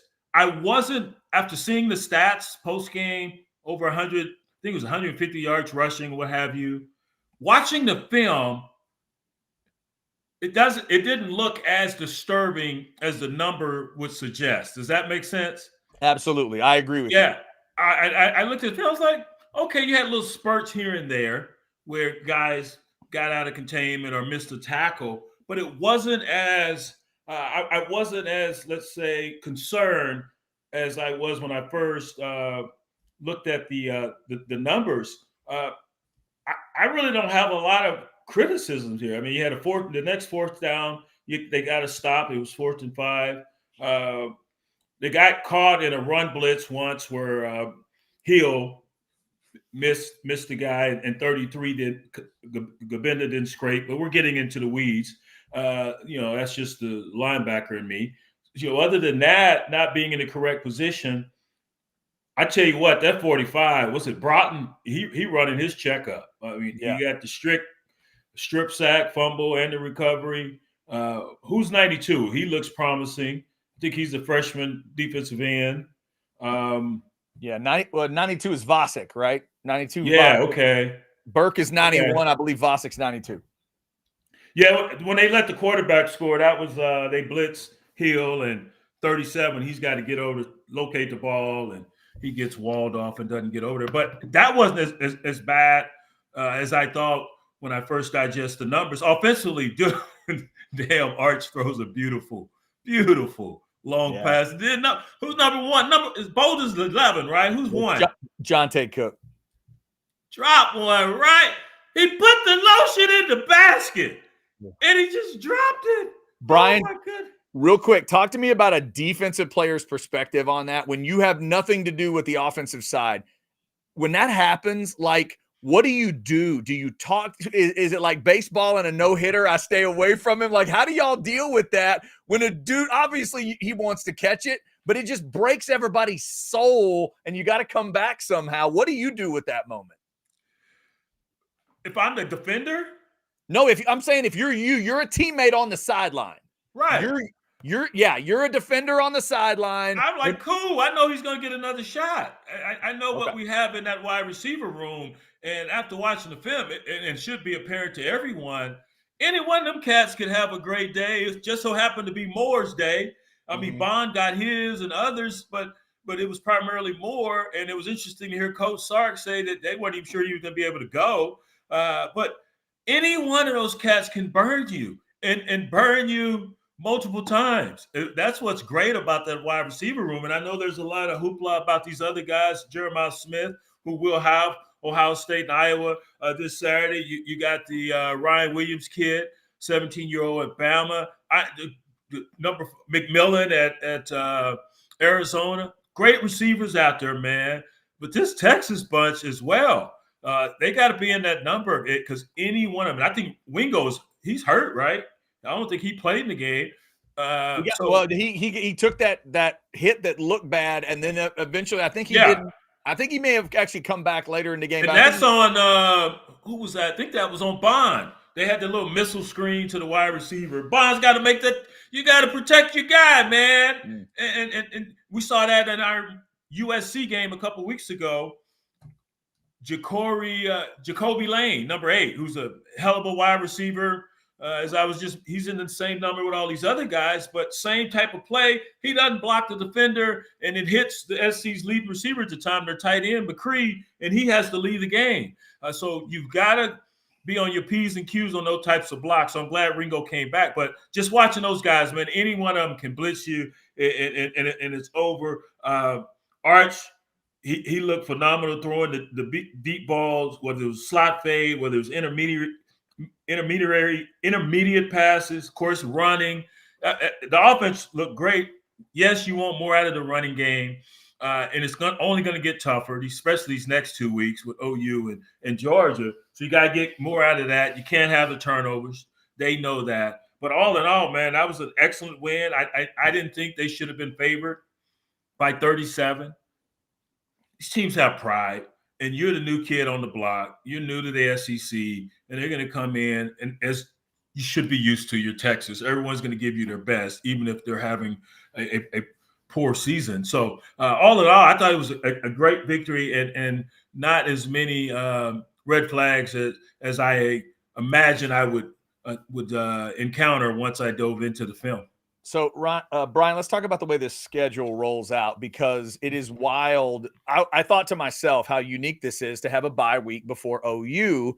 And just for your knowledge, I looked it up twice ever that this has actually happened for Texas. 1981 and 1950 are the only 2 years I could find where there's a true bye week before OU. So we know how it can help Quinn coming off of that injury with the rehab. But talk to me about the Jaden Blue part of this thing.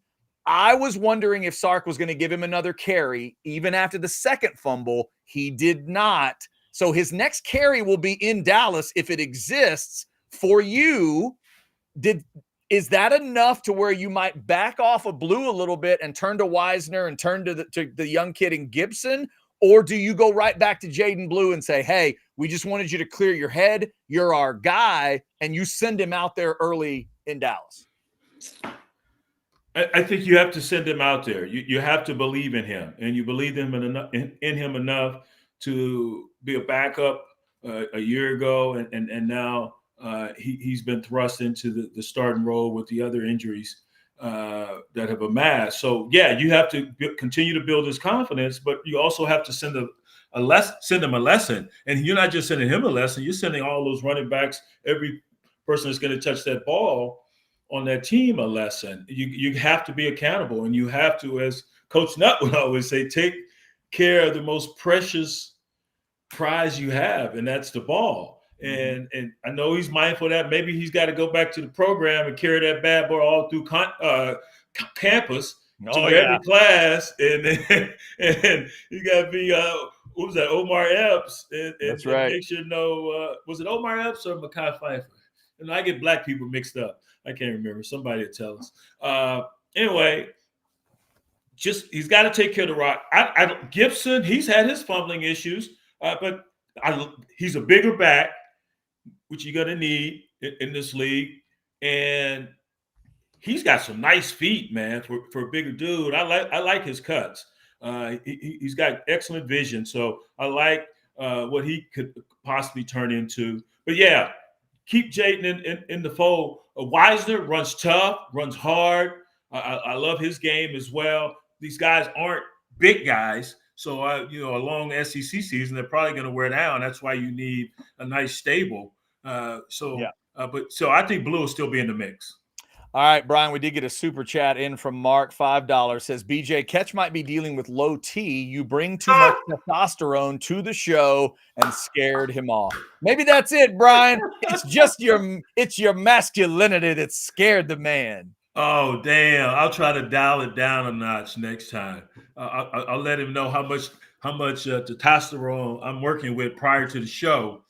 I'll measure, and then I'll let him know, and then maybe he can pull himself to deal with that amount and be here and be present. Yeah. Brian, early in the show, we were talking about Quinn Ewers, and Ketch found a mock draft. I think it was the Athletic mock draft that didn't have him in the first round of the draft. So South End Zone Queen wanted to know, where do you think Quinn goes in the draft in 25 at this point? Oh, man. Because I said earlier, I thought he would end up as a first round guy. Ketch kind of said the same thing. This mock only had 2 quarterbacks in the first round. I think it'll be more than that. Who did they have? They had Sanders and Beck. Okay, I can see that. Beck definitely redeemed himself before he unredeemed himself, if that's a word. Played poorly early on in that game, came back, dropped some dimes, and then those two of the last 3 plays he underthrew the receiver that was open. So that being said, and Shadur is tough as nails, man. If you watch this kid, he will stand tall in the pocket, and everything's crashing in around him, and yet he will still be stoic and get the ball downfield. Same from Arch. I noticed that in the last week's ball game. That cat is not afraid of contact on those runs. He needs to learn to get his little ass down, okay? Yeah. Get down, Arch. Did you hear during the broadcast, they talked about every week he talks to his grandparents on the phone, or they do FaceTime or whatever it is. And he says every single week, Archie says to Arch, let's not take a big hit this week. Like, he'll say it to him every week. I thought that was a good idea. Go. Right. Great. Good. I'm glad someone's telling him, but he didn't learn last week because he was upright, delivering the blow. Quinn has everything you want at the next level. This guy has gotten much better. He's having one hell of a season before the oblique injury. So I could see him being pushed into the first round. He's quintessential NFL. And I know the NFL is transitioning. You're seeing more of the college game, especially the RPO game at the next level. But you still need those pure passers, guys who can push it down the field, and he can make all the throws. Only question mark is going to be durability. Yeah, and we talked about that earlier too. Yeah, the best ability is availability, right? Thank you. Say it again. Say it loud. That's it. Are you available? Is sometimes the most important question. All right, Brian, let's talk about y'all's game on CBS. Sark loves to talk about all gas, no brakes. Y'all are going to get to see all gas versus all brakes. Iowa at Ohio State. This is like the fight. This is like a UFC fight where one of them wants to knock the other one out standing, and the other one wants to go to the ground and wrestle for 25 minutes. So do you think Iowa can play the theme of football they want in Columbus on Saturday? That is the issue with Iowa's offense, man. They can run the rock. This Caleb Johnson, You turn on the film, you talking about getting skinny, only needing a small crease in which to work with, and he hits it and he's gone. He's got tremendous speed, balance. His vision is off the charts, and he can go, man. He's a home run hitter, and all you're gonna get is stretch, zone. That's what they do. You're gonna get boots and waggles. You got excellent tight ends. All 3, 4, however many they play can catch. They're very athletic, but they can't push the ball down the field. Now, I need to go back and look at their explosive plays, but there aren't many. I was going to say, in the passing game. In the passing game. In the run game, yes. Caleb Johnson, the aforementioned dude. God, he's nice. So, yeah, that's going to be their problem is they can't affect change down the field. Defensively, whoo! We mentioned Jeremiah Smith. This dude made 2 grabs last week in that Michigan State game. Right. Did you see him, Chad? Good Lord. I mean, come on. Yeah. I swear, I think he and Ryan Williams are just going back and forth of like, oh, really? Really? Watch this. Right? They were playing horse or something, right? Well, Brian, the one down the sideline, that one with the right hand. So when we were growing up, and you're going to remember this, the first time I ever saw a guy do that was Jerry Rice. He made a catch, full speed run, and to catch it with one hand and never use your other hand to readjust the ball. I still to this day freak out when I see the highlight. And that when he did that, I'm like, whoa, hang on now. And just stays in stride. Like, it's amazing. You got him. You got Ibuka, number 2, who's a hell of a blocker as well. Michigan State players will attest to that after he drove a few of them into the ground. And then you got that 2-headed monster running back with Henderson and Judkins. Now, Will Howard, he will give you some opportunities. There was a pick, should have been a pick in the end zone. Michigan State defender just dropped it.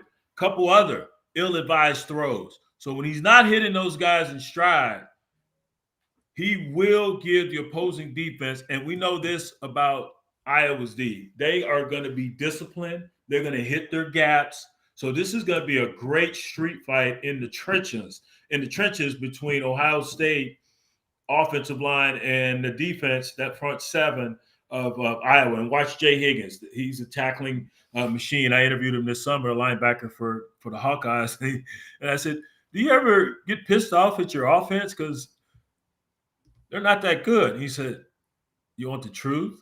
I said, no, I want you to lie to me, dude. No, he did say, do you want the truth? And I did say, do you want me to lie? He said, honestly, I wish they would punt all the time. He just loves being out on the field, man. I said, dude, defensive coordinator is going to love you with that answer, man. I wish they would punt. You know who else used to say that? Was Kenneth Sims, the great Longhorn Kenneth Sims. Because they didn't have that much offense one of the years he was there. And he said they would have been better off just punting, getting us out there because that's how dominant their defense was. So, this is going to be fun to watch and what Iowa prides itself on defensively, and Coach Parker's done a great job, is they want to keep everything in front of you. So now how do you corral all these guys that Ohio State brings to bear? And they've got a tight end. I think he's 84. Let me look at my notes again. Let me get the cheat on here. That seems really old to be a college athlete. 84? That's, I mean, you know, I know modern medicine. Number, dude. Number, you knucklehead. You jersey number. My mistake. Jersey number. It's like, damn, he's older than Jerry Jones and he's in Ohio State. You funny guy. I have some notes here. 88 is his number. 88. And he's not 88 years old. But I was just grading the film. I said, okay, another one. And that's a good player. Yeah, they just grow him there, man. So watch him. Then those other 2 wide receivers. So that's what they do. That's going to be the tough task for Iowa. How do you keep all of that speed in front of you? And can you, with just 6, 7 guys, man that box and stop their running game? That's going to be fun to watch. Going to be tough. CBS 230 is Iowa at Ohio State. All right, Brian, since you are a developing Big Ten expert, I want to ask you about 3 Big Ten teams that are going to be on the road this week. And I want you to tell me if anybody's in danger. Indiana's going to Northwestern. Michigan is going to Washington. USC's going to Minnesota. Does everybody handle their business in those games, or do you see a little resistance coming? I I heard your comments when I was coming on, and you are correct, dude. Those could go either way. Those are trap games. Washington played well enough, other than the turnovers and missed field goals, to beat Rutgers on the road. Definitely outgained them. But your stats are like that woman wearing that bikini. They show you a lot, but they don't show you everything. So you have to dig a little deep and see why they lost the ball game. But I think they'll protect their house.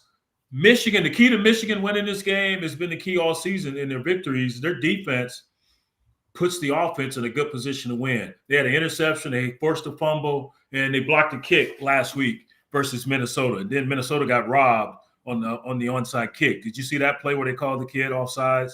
And that's just karma. No, I didn't. A year ago, go back and watch it. Okay. A year ago, there was a bad call on a punt, Minnesota versus Iowa, where Iowa was penalized and Minnesota gained favor. So karma kicked them in the butt this time because clearly their guy wasn't offside. So my point is, Michigan defense, they're going to have to play a huge part in helping this offense because they're still very conservative, but Mullen's over 100 again, doing his thing.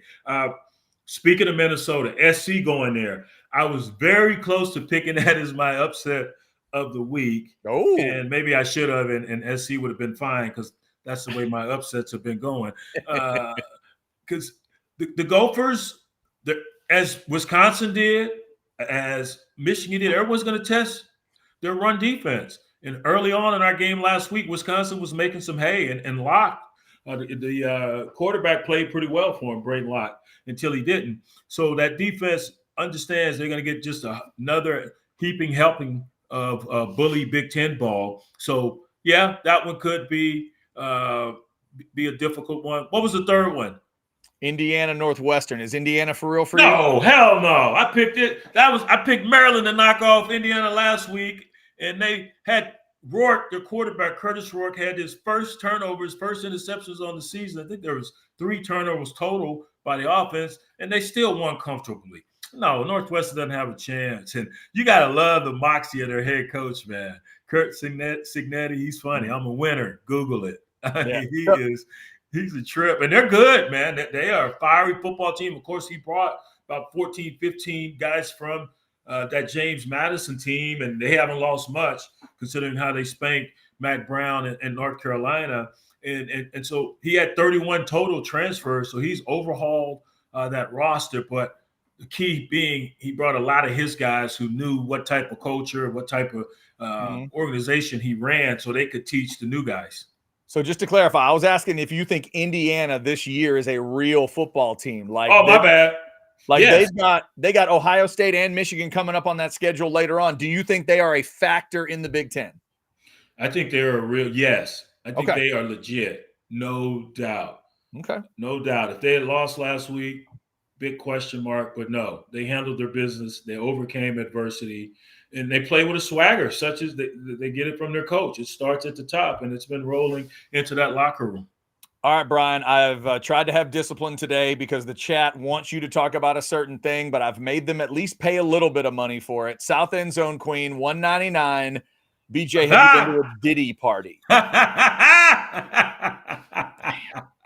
Damn. It is not a funny matter because the video I've seen of him beating up that young lady, clearly she doesn't have any brothers, uncles, a daddy, or no men in her life because they should have been whooping his ass, Diddy's ass. Mm-hmm. That's just appalling to watch that. And any man that even come close to doing some shit like that should be fucking pummeled. And I volunteer to assist. And, I mean, it's just, I was excruciating and to watch that video. And no, never, ever, ever have I gone to some wild parties. Yes, nothing that I can disclose. Bye. No comment. No comment. We had our rookie party. The Raiders drafted me, and when they were in LA, and we had Marinovich, and we had a damn good rookie class. And man, the rookie party we had to throw. Oof. It was straight out of Hollywood. That's all. Well, I mean, come on. Was that the L.A. Raiders at the time, or would that be Oakland? That was L.A., wasn't it? L.A. Raiders at the time. Yes. You had to live up to it. Yes. Oh, it was still epic, but nothing that borders on what these cats were doing. Man, I'm hearing that all that oil they had stockpiled it gets into your skin and renders you helpless. And they had, I mean, they were pretty intense in how they went about partying. And what's telling to me is I heard the comedian Cat Williams mention that I had to tell Diddy no 4 times, 4 times, because people that run in those circles, they know word gets out, what's going on, what happens. And those are the type of parties that you have to dismiss and say, nah, man, I don't get down like that. Especially, I'm gonna be freaky. I don't want to be freaky where everybody can see it, Chad. I want to be freaky in private, man. Right. Ain't none of y'all business. Brian, that's why they call it private, right? Public and private. Thank you. Private. It's a private. Yeah. That's the whole point. That's why we made doors. That's what doors are for. Come on now. Why we made the light switch? No, y'all don't need to be seeing all this. So, Brian, as long as we're talking Hollywood, I want to get you to comment before I let you go about John Amos, because my wife told me the other day that John Amos had died. So first off, I wanted to smash the punch bowl like Florida did and scream, damn, damn, damn. But did you hear this story where he's been dead since August? No. So everybody was looking it up, and apparently his official day of death is August something of last year. So there's a discussion out there that he might have died in August. It just got out a couple days ago, but one of his kids didn't know until we all found out. What? I know. I have no idea what the deal is, but I love me some John Amos. Come on now. Yes, he was in Roots. Of course, he was in The Daddy and Good Times and Coming to America. He was on what was the Charlie Sheen show? 2.5 Men. I don't remember him on 2.5 Men. What did he do on 2.5 Men? He was gay. He played really? He was the boyfriend, husband to somebody's dad on there or something. I can't remember. But yeah, he was in 2.5 Men. How the hell does it take 2 months to announce that? What else happened on that day? Dude, I don't know. Was there an earthquake? What? I don't know if it was something they were trying to keep secret or whatever it was, but yeah, it's crazy. And I said this week, Brian, this is how into television I was. I legitimately thought he died for them to take him off of Good Times. I thought he had died. So whichever it was, either Coming to America or Die Hard 2, I remember seeing it and going, oh my God, James Evans isn't dead. This is so exciting. I was so happy. Chad, they just took his character off. I'd never heard of that. I didn't know that. Things go over our heads in our youth. It doesn't all compute, man. So when you're growing up, when you're growing up and walks and Hatchie, there's 2 things you don't understand, Brian. You don't understand how James Evans is dead without the actor being dead, and you don't understand how the Von Erichs and the Freebirds have a fight and it ain't real. You know what I'm saying? I don't understand those 2 things. That was real to me, damn it. Okay, exactly. Oh, I went back and watched the Von Erichs movie, man. That was another one. It was heartbreaking. Gosh. It was. Oh, yeah. And he was hard on them. Fritz was hard on them boys, man. Damn. You're not supposed to be a heel at the house. My goodness. Come on now. Michael throws us a super chat, $1.99. BJ needs to be on more often. Michael, we are glad to have Brian once a week during football season, and occasionally there are other visits. But Brian's a big star. He's nice enough to give us some time. But thank you for giving him some love. Thank you, Michael. I appreciate that, man. Yes. All right, Brian. I think that's. You know what? I need to give me a quick thought on Missouri A&M. It's the only ranked matchup this week. Do you think my Aggies can stand up and get a big win over a top 10, or do you think Missouri is good enough to go get a pretty nice road win? Obviously, at a big environment. yes to your first question and yes to your second question. Okay. This is how close this game is. Clearly, we need or y'all need Le'Veon Moss to change cleats earlier than he did a week ago because they did nothing in the running game, 46 yards early on, but they ran when they needed to there in the fourth quarter, specifically him. What is it? Scouting? Yeah, Nick Scorton. Yeah. Scorton. Be careful with that one. Scorton, especially if you're talking about a Diddy party. Yeah. The police are here. Put up the Scorton. Put the Scortons away. Stop. See, you bring out the worst. I was doing sorry. so well. Then you had to conflate both of those. He took over, man, there in the second half, especially that last drive, Scripps sack, and they recovered the fumble. So they're going to have to continue to be able to run the rock.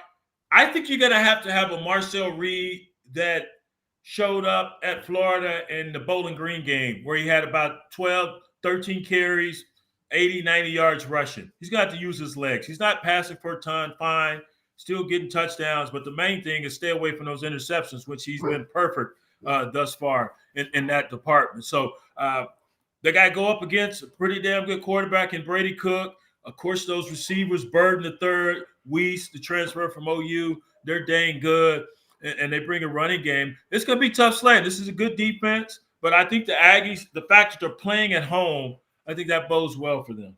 Yeah, could be big. That's an 11 a.m. kick, and it feeds right into that Iowa-Ohio State game on CBS at 2:30. Brian's we got Navy and Air Force prior to that. Oh, that's right. That's right. Hey, Navy, Army and Navy both undefeated, and talk about a collision course, Brian. Oh, I thank you from your lips to God's ears, please. This Horvath, this quarterback at Navy in this new hybrid wing T offense, it is fun to watch, and they can chuck it. Oh, they got some speed at wide receiver and at quarterback and at running back. I think they're gonna. These academies know each other, but I think Navy definitely knocks off Air Force. Well, Brian, think about this. I know you've already thought about it. Navy, Air Force. I'm rooting like hell for Navy for multiple reasons. Father-in-law, brother-in-law, or retired Navy. So we lean Navy usually in our house. But both these teams being really good, both these teams are in the AAC conference. Brian, they could play for the conference championship and maybe a berth in the playoff the week before the actual Army-Navy game. Any old school fan that would tell me, I don't like it when the two teams play so close to, screw that. I want Army-Navy 1 followed by the real Army. Oh my God. We're going to play at the neutral for the conference title. And then we go to Philly for Army-Navy. Brian, come on. That's what I want. DC this year. Yeah. It's in DC. Okay. Yeah, we're in DC. We are FedEx Field or whatever it's called now. So do you know where you'll be good if you know this one. Do you know where the AAC championship game is? I don't. Damn. Like, I wonder if it's halfway interesting. I don't even know. That's a great question. I have no clue. But Somebody either way, has to man, know. If they get to play twice, that would just be awesome. I'm rooting for Army and Navy every week to get it done. No disrespect to a UNLV or who else, Boise or these other G5s that are fighting for it, but I'd like to see the two service academies fight for a playoff spot and then go play their rival game the next week. That'd be awesome. That would be a trip. What a treat that would be. That'd be so cool, man. Yeah. I agree. So there's your doubleheader, 11 a.m. Navy Air Force, and then the 2:30 is Iowa and Ohio State. On CBS, you will see Brian's beautiful face. You will see Rick Neuheisel. You will see Adam. What's my man's name? Adam. Don't tell me. Zucker. Adam. Damn it. Zucker. Thank you. I was about to call him Adam Hooker. I knew that wasn't his name. You were close. Zucker is his name. Adam Zucker is his name. They'll be getting it. You'll see Aaron Taylor too. Don't forget AT. He's with Aaron us Taylor. Yes, I knew I was forgetting somebody. What the hell's wrong with you? You getting a headache now? No, I am. Catch is giving me the headache. Aaron Taylor is one of your. It's a UCLA brother, correct? No, Notre Dame. Notre Dame is Aaron Taylor. You're right. Never mind. You're all over the fucking place. Get off of here. trying to make everybody UCLA. UCLA is a Big Ten team now, Brian. My brain hurts, man. Dude, my brain hurts. I go to watch the game tape, and even for Texas, I'm still going to the Big 12. Like, dang it, they're in the SEC. Yeah. Look, Brian, here's all I know. At 9:30 at night on Saturday, Miami's going to play at Cal, and there's an ACC logo on the field. And then at 10 o'clock, Tech is going to kick off at Arizona, and there's a Big 12 logo on that field. What? Where are we, man? What a time. All I know is at least Texas and OU are in the SEC. At least we got that. Good grief. This is History of the World Part 3. It really is. My goodness. All right, man. Take care of yourself. Enjoy the games, and we'll talk to you next week. Glad you got clean clothes. Hook 'em, by God.